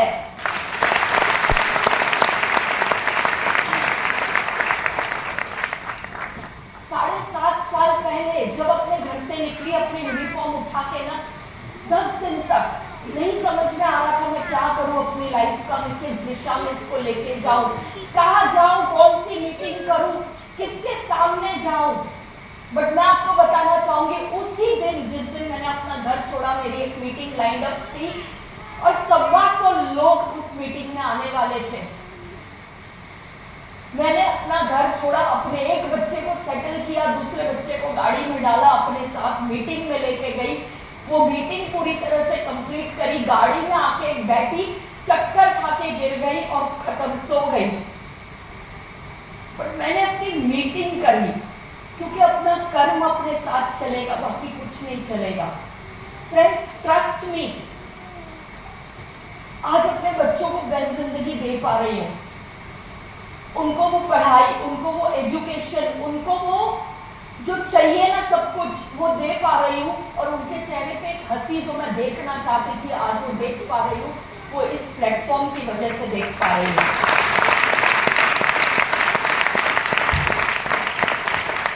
Warning, I am not telling you to do this. मेरी स्थितियाँ थी और मुझे करना पड़ा। आपको नहीं प्रोत्साहन देना चाह रही हूँ इस स्टेज पे खड़े रह के, क्योंकि अगर आप जिंदगी में कुछ भी कमाओगे ना, तो सबसे पहले आपको अपना परिवार याद आएगा और सबसे पहले आप अपना मिठाई का डब्बा अपने परिवार के साथ शेयर करना चाहोगे। तो always celebrate your happiness with your family. मेरा पानी सर के ऊपर से गया, मुझे फैसला लेना पड़ा, आप मत लीजिएगा, क्योंकि परिवार के बिना कोई सेलिब्रेशन नहीं होगा। तो फ्रेंड्स, जिंदगी बहुत अच्छी चल रही थी। टाइम है ना? बहुत टाइम है। मेरी पीपीटी लगा दीजिएगा, मेरे को पॉइंटर दे दीजिएगा। एक स्टोरी सुनाओ। यस। एक स्टोरी सुनाऊं मैं आपको। एक ना ये था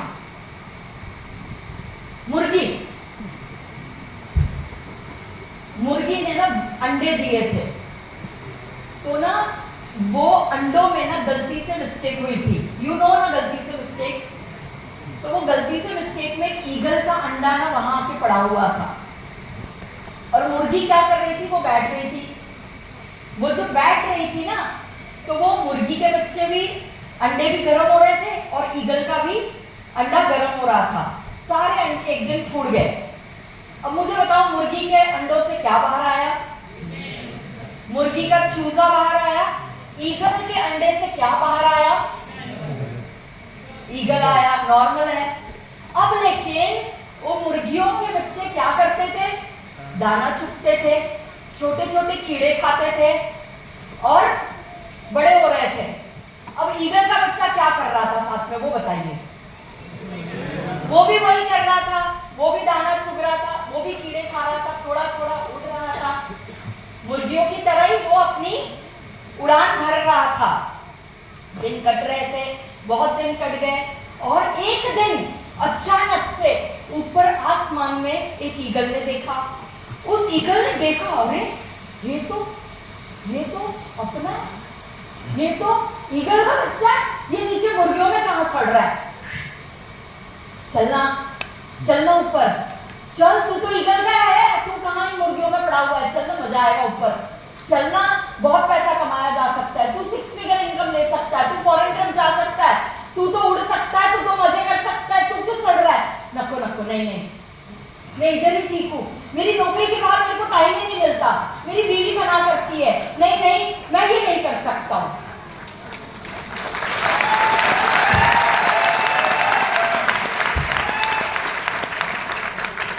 वापस मुर्गी का बच्चा क्या कर रहा था?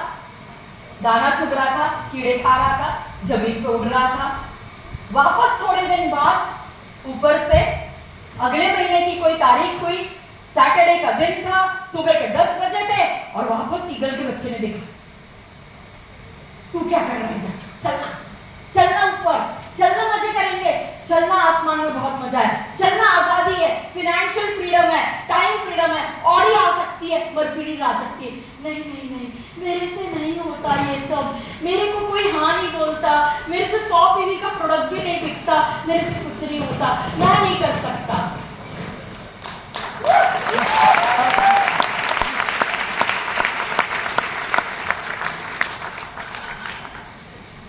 अब ना अक्टूबर की 7 तारीख आ गई, आज ना बॉम्बे से ईगल आया है और बॉम्बे का ईगल बोल रहा है, चलना चलना चलना चलना, उड़ चलते, चलना, मैं कर पाई तू भी कर सकता, चलना, हम सब जमीन के लिए नहीं, हम सब आसमान के लिए पैदा हुए हैं।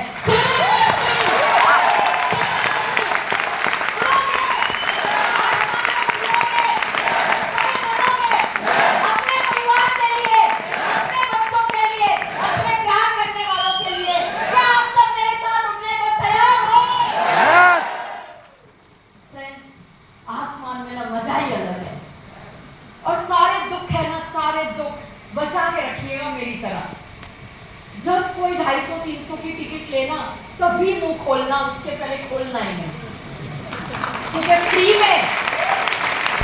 में आपके दुखों की कोई कीमत नहीं है, आपके दुखों की कीमत केवल यहाँ से सुनाने की है।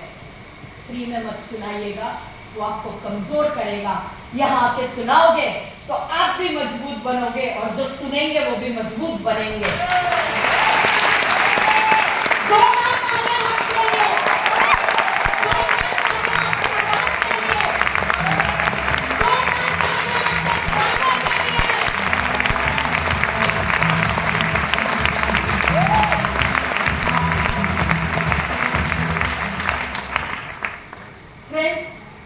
ऊपर आने के लिए, जिंदगी में आगे बढ़ने के लिए एकमात्र चीज की जरूरत होती है, वो है आपका विजन।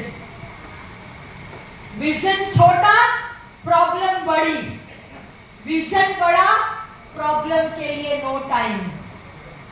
आप अग्री करते हैं? Yes. मैं आपको एक उदाहरण दूं, छत्रपति शिवाजी महाराज का इतिहास देखा होगा, थोड़ा बहुत सुना होगा, No. पढ़ा भी होगा, नहीं पढ़ा है? वेरी सैड, अगर आपने नहीं पढ़ा है तो जरूर पढ़िएगा। फ्रेंड्स, 16 साल के जब थे ना महाराज, तब पहला किला उन्होंने कब्जा किया था। I don't know you. मैं इनको नहीं पहचानती। छत्रपति शिवाजी महाराज 16 साल के थे तब पहला किला कब्जा किया था और अपने जीवन काल में 308 किले कब्जे किए थे।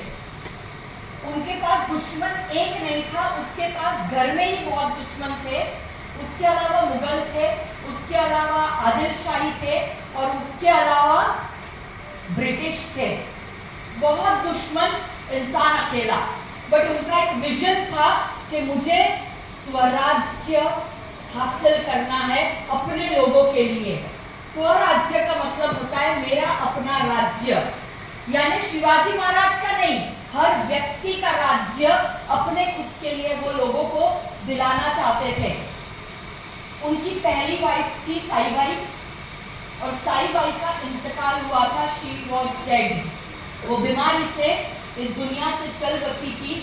महाराज तक वो खबर पहुंची कि साईबाई इज नो मोर और अगले 2 दिनों के बाद महाराज की मीटिंग थी अफजल खान के साथ, जो उनका सबसे बड़ा टारगेट और दुश्मन था तब का। अफजल खान को हराना या उसको मार गिराना ये एक बहुत बड़ी चैलेंज थी और जिसका सालों से वो इंतजार कर रहे थे और वो दिन आने वाले 2 दिन बाद था। एक आम आदमी, एक नॉर्मल व्यक्ति अपनी वाइफ की डेथ को मौन करेगा ना, और वो उनकी सोलमेट थी साईबाई। 8 रानियां थी बट साईबाई उनकी सोलमेट थी। महाराज घर नहीं गए, महाराज वहां नहीं गए, लेकिन महाराज ने अफजल खान की लड़ाई की तैयारी की और वो लड़ाई में वो जीते। और वो लड़ाई में जीतने के बाद भी वो घर नहीं गए। उन्होंने अगले 18 दिनों में 21 किले कब्जे किए और फिर वो अपने घर गए थे। फ्रेंड्स, हम तो ब्रॉन्ज बनते हैं ना 6 महीने बाद, तो भी हम बड़ा सेलिब्रेट करके 8 दिन छुट्टी लगा लेते हैं कि मैं अभी ब्रॉन्ज बन गया। ब्रॉन्ज, वो चैंपियंस डे के दिन बिल्ला मिलता है ना, तो वो बिल्ला देख के तो पता नहीं हमें कितना आनंद होने लगता है कि हम ब्रॉन्ज बन गए। फ्रेंड्स, जो कोई भी इंसान इस बिजनेस में भी बड़ा हुआ है, वो कहां से आया है वो मायने नहीं रखता।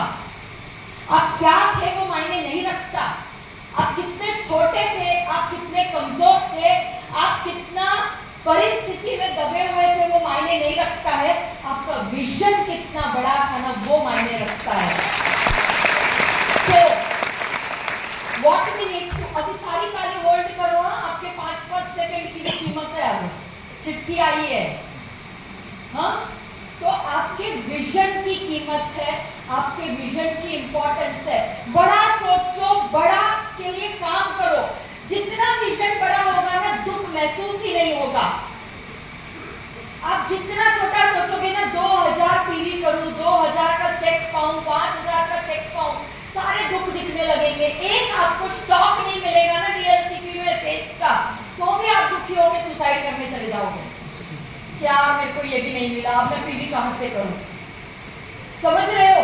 यस। जितना बड़ा विजन होगा ना, पागल की तरह काम करते रहोगे। दुख मनाने को ना फुर्सत है, ना टाइम है, ना एनर्जी है।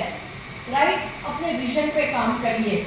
मेरे पास भी विजन शुरू में नहीं था, बट एक चीज बड़ी क्लियर थी कि अपने बच्चे को अच्छी जिंदगी देनी है। अपने बच्चे को ऐसे घुटन में नहीं बड़ा कर सकूंगी, ऐसे पैसों के प्रॉब्लम्स में नहीं बड़ा कर सकूंगी, कम कॉन्फिडेंस में नहीं बड़ा कर पाऊंगी। मुझे उसके लिए स्ट्रेंथ चाहिए, कॉन्फिडेंस चाहिए, पैसा चाहिए, हुनर चाहिए। I will learn it, I will do it. तैयार हो? अपने विजन पे काम करने के लिए तैयार हो? तो वो चीज सबसे पहले हमें लगती है। इस दुनिया में आपको अगर कोई करोड़पति बना सकता है अपने खानदान में, तो वो सिर्फ आपका माइंडसेट है, बाकी कोई नहीं बना सकता। मेरे खानदान में सब कामयाब, सब सक्सेसफुल, बट क्या दिक्कत थी पता है? अपन कमजोर थे तब, अपने पास पैसा नहीं था, अपने पास परेशानी थी। मैं आपको एक गुड न्यूज इस दुनिया का बताना चाहूंगी कि आपके बुरे दिनों में ना, आपका साया भी पीछे से कब निकल जाता है ना, ये आपको पता नहीं चलता है। और सिर्फ एक चीज आपके पास रह जाती है, वो है आपका माइंडसेट कि मुझे बड़ा करना है, अब जो होगा देखा जाएगा। कर सकते हो? माइंडसेट पे हम घंटों बात कर सकते हैं, बट एक लाइन में मैं आपको बता देती हूँ। आपके माइंडसेट में ना 2 मारामारी चल रही होती है। एक है जो बोलता है हो सकता है, कर सकते हैं, दूसरा बोलता है नहीं नहीं, बाहर धूप कितनी है, बाहर कोई एयर प्यूरिफायर होता नहीं है, बाहर तो ऐसा होता है, बाहर तो कोई ज्वाइन नहीं करता है। उसको बोलो चुप कर, चुप कर, जस्ट शट अप। वो जब बोले ना, बोलता है आपके अंदर से ऐसे कोई आके बोलता है कि कुछ होता नहीं है, कुछ मिलता नहीं है, कुछ जम नहीं रहा है, कोविड के बाद ऐसा हुआ है, वैसा हुआ है, उसको बोलो जस्ट शट अप। क्या बोलोगे? जोर से बोलोगे क्या? Just shut up and go out. Go out and do only product and plan.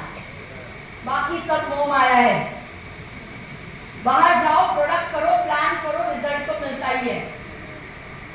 बाहर जाओ, प्रोडक्ट करो, प्लान करो, रिजल्ट मिलता है। क्यों नहीं मिलेगा यार? इस दुनिया में बीमारियां बढ़ती जा रही है, इस दुनिया में फाइनेंशियल प्रॉब्लम्स बढ़ते जा रहे हैं, क्यों नहीं मिलेगा? लोग तो ढूंढ ही रहे हैं ना अच्छा प्रोडक्ट, लोग तो ढूंढ ही रहे हैं ना सीएनजी, लोग तो ढूंढ ही रहे हैं ना जरिया। तो आप तो वो परोस रहे हो ना, तो बाहर जाओ और दे दो।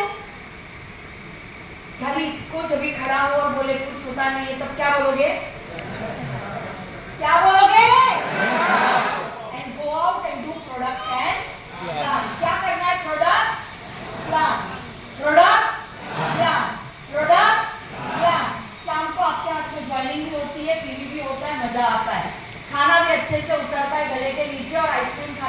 करता है, राइट? तो यही करना है, माइंडसेट, अपने माइंडसेट को बोलते रहना, ये कर पाई मैं भी करूंगा, वो कर पाया मैं भी करूंगा, तू चुप बैठ मैं करूंगा, तू खामोश हो मैं करूंगा। ऐसे बोल बोल के ना आपको कंडीशनिंग खुद की चेंज करनी होगी और कर लोगे, आप कर सकते हो, मुझे विश्वास है, आज आके बैठे हो ना तो कर सकते हो। Dreams, I had emotional dreams, खाली ड्रीम नहीं, इमोशनल ड्रीम थे। मैं जब जब अपने डायरी में अपने ड्रीम लिखती थी ना तो साथ में पूरा ऐसे लिखती थी। मैं एकदम शॉर्ट में आपको बताना चाहूंगी, मेरे बच्चों के पास ना छत नहीं थी जब मैंने अपना घर छोड़ दिया, तो मैंने अपने विजन बोर्ड से ना एक मैगजीन में मेरे को जो घर अच्छा लगा उस दिन उसका फोटो लगा दिया। जो घर मुझे उस मैगजीन में अच्छा लगा उसका फोटो लगा दिया। सफेद कलर की खिड़कियां, ब्राउन कलर का पूरा फर्नीचर मेरे विजन बोर्ड पे था किचन में। जब जब मैं चल के उसको देखती थी मैं खुश होती थी कि ये मेरे बच्चों के पास मेरा घर होगा। आपको मैं बताना चाहूंगी, कोविड के दिन चल रहे थे, बस यही दौरान था और मैं जहाँ रेंटेड जी रही थी वो घर मुझे बड़ा अच्छा लगने लगा, क्योंकि उसने बैड डेज में मेरा साथ दिया ना, तो वो घर से मुझे एक अलग सा लगाव होने लगा था। उसके ओनर को घर ही नहीं बेचना था, अब उसको अपनी चीज बेचनी नहीं है लेकिन मुझे खरीदनी है। एक शाम हुई, उन्होंने मुझे कॉल किया कि जरा आपसे मिलना है, तो मैंने कहा आ रही हूँ मैं ऑफिस से, मैं आपको सोसाइटी के गार्डन में मिलती हूँ। तो मैं नीचे उनको घर गई, फ्रेश हुई, नीचे आई, मैंने अपने घर के हाफ पैंट्स और घर का टी शर्ट पहना हुआ था, स्लीपर पहनी हुई थी। उन्होंने मुझे पूछा कि आपको तिलक नगर में घर लेना है ना इस एरिया में, चलो मैं आपको थोड़ी जगह दिखा देता हूँ। तो मैंने कहा नहीं, मुझे कोई जगह नहीं देखनी है। बोले क्यों? बोले ये जो रह रही हूँ ना तीसरा माला वही चाहिए। अब उनको बेचना नहीं है, घर उनका है, मैं मांग रही हूँ। 5-10 मिनट की बात हुई और मैं उनको कह रही हूँ कि मुझे यही चाहिए। तो उन्होंने मुझे पूछा आर यू श्योर? मैंने कहा हाँ वेरी श्योर। तो मैंने कहा आपको कुछ अभी इमीडिएट कैश के रिक्वायरमेंट है? बोले नहीं, ऐसे लाइफ में कोई परेशानी नहीं है, बस 11 लाख रुपए किसी को देने हैं। मैंने अपना बैंक अकाउंट खोला, मेरे बैंक अकाउंट में बिल्कुल उतने ही पैसे थे और मैंने वो 1 सेकंड में ट्रांसफर कर दिए और मैंने सामने वाले को कह दिया कि हमारी डील हो गई, ये पूरा पैसा मैं आपको कुछ ही महीनों में दे दूंगी, लेट्स डू द डील। इसके आगे का मैजिक बताती हूँ। अभी कुछ टाइम पहले मैंने एक इंटीरियर वाले को ढूंढा और मैंने उसको कहा घर बनाना है। मैंने उनको फ्री हैंड दे दिया, उनका टेस्ट बड़ा अच्छा था तो मैंने फ्री हैंड दे दिया। उन्होंने कहा आपको ठीक लगे ऐसा बनाओ, मुझे ये चीजें चाहिए। एक दिन मैं उनके साथ बैठी हुई थी, after I have started my renovation. वो अपने मोबाइल में ऐसे कुछ मुझे फोटोज दिखा रहे थे, तो वहाँ सफेद कलर की खिड़कियां दिखा रहे थे वो। तो मैंने उनको पूछा आप ये खिड़की लगा रहे हो अपने घर में? 2-3 बार मैंने पूछा तो वो प्रेशर में आ गए कि इनको पसंद नहीं आई है कि क्या। तो बोले हाँ मैम कोई दिक्कत, मैं यही लगवा रहा हूँ आपके घर में। मैंने कहा नहीं आप लगवाओ। और फिर मुझे ध्यान आ रहा है कि ये जो कलर्स है ना जो इन्होंने चूज किए वो सेम कलर मेरे विजन बोर्ड पे है और वो सेम टू सेम घर बना बिना डिजाइन दिए। That is the power of your dream. मैं जब अपने विजन बोर्ड से गुजरती थी मैं उस घर को देखती थी और मैं खुश होती थी कि नहीं यार ये मेरे बच्चों के लिए बन रहा है, ये मेरे बच्चों के लिए घर है। आपका इमोशन लगा दो यार, ऊपर वाला थाली में लाके परोस देगा आपके सामने। इतनी पावर इस शब्द में। तो देखिए इमोशन।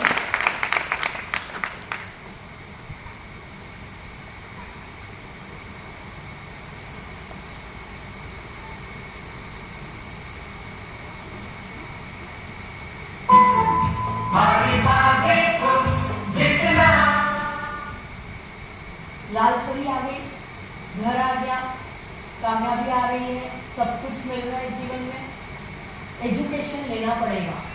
ये बिजनेस आपका है, आपके अपलाइन का नहीं है। अपलाइन जन्म दे देना, बस 2 हाथ जोड़ के पूरी जिंदगी उसके एहसान मानिएगा कि तूने ये बिजनेस दे दिया, अब बड़ा करना मेरी जिम्मेदारी है।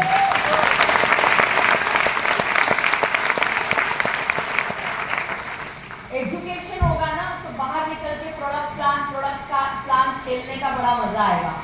CMD अभी अभी लॉन्च हुआ, आपके अपलाइन के लिए भी अभी लॉन्च हुआ, आपके लिए भी अभी लॉन्च किया। फिर भी हम अपलाइन से उम्मीद रखते हैं कि अपलाइन CMD समझाए। क्यों समझाए? क्यों समझाए? आप समझाओ, क्या दिक्कत है? Learn the product, learn the plan. देखो, चंद्रयान 3 तो नहीं उड़ाना है हमें। 100 औरतों ने मिलकर चंद्रयान 3 भी उड़ा दिया ना, आपको वो उड़ाना है क्या? नहीं ना। आपको सिंपल काम करना है, प्रोडक्ट प्लान, प्रोडक्ट प्लान, और कुछ नहीं करना है। अच्छा, रोज क्या मिस्टर पाली बदलते हैं, सूद सर बदलते हैं, कन्वर्सर बदलते हैं? कुछ नहीं बदलता हमारे यहाँ। ना क्लाइमेट बदलता है, ना एटमॉस्फेयर बदलता है, ना डिग्री बदलती है, ना टेम्परेचर बदलता है। सब कुछ कांस्टेंट है। थोड़ा सा रट लो, रोज फील्ड पे निकल लो, ये अपनी एजुकेशन लोगों के सामने प्रेजेंट कर लो, जिंदगी मस्त हो जाएगी। राइट? तो एजुकेशन लीजिए और बिंदासपने से काम करिए, और वो एजुकेशन ही आपको लॉन्ग वे लेकर जाएगा, और काम तो करना पड़ेगा।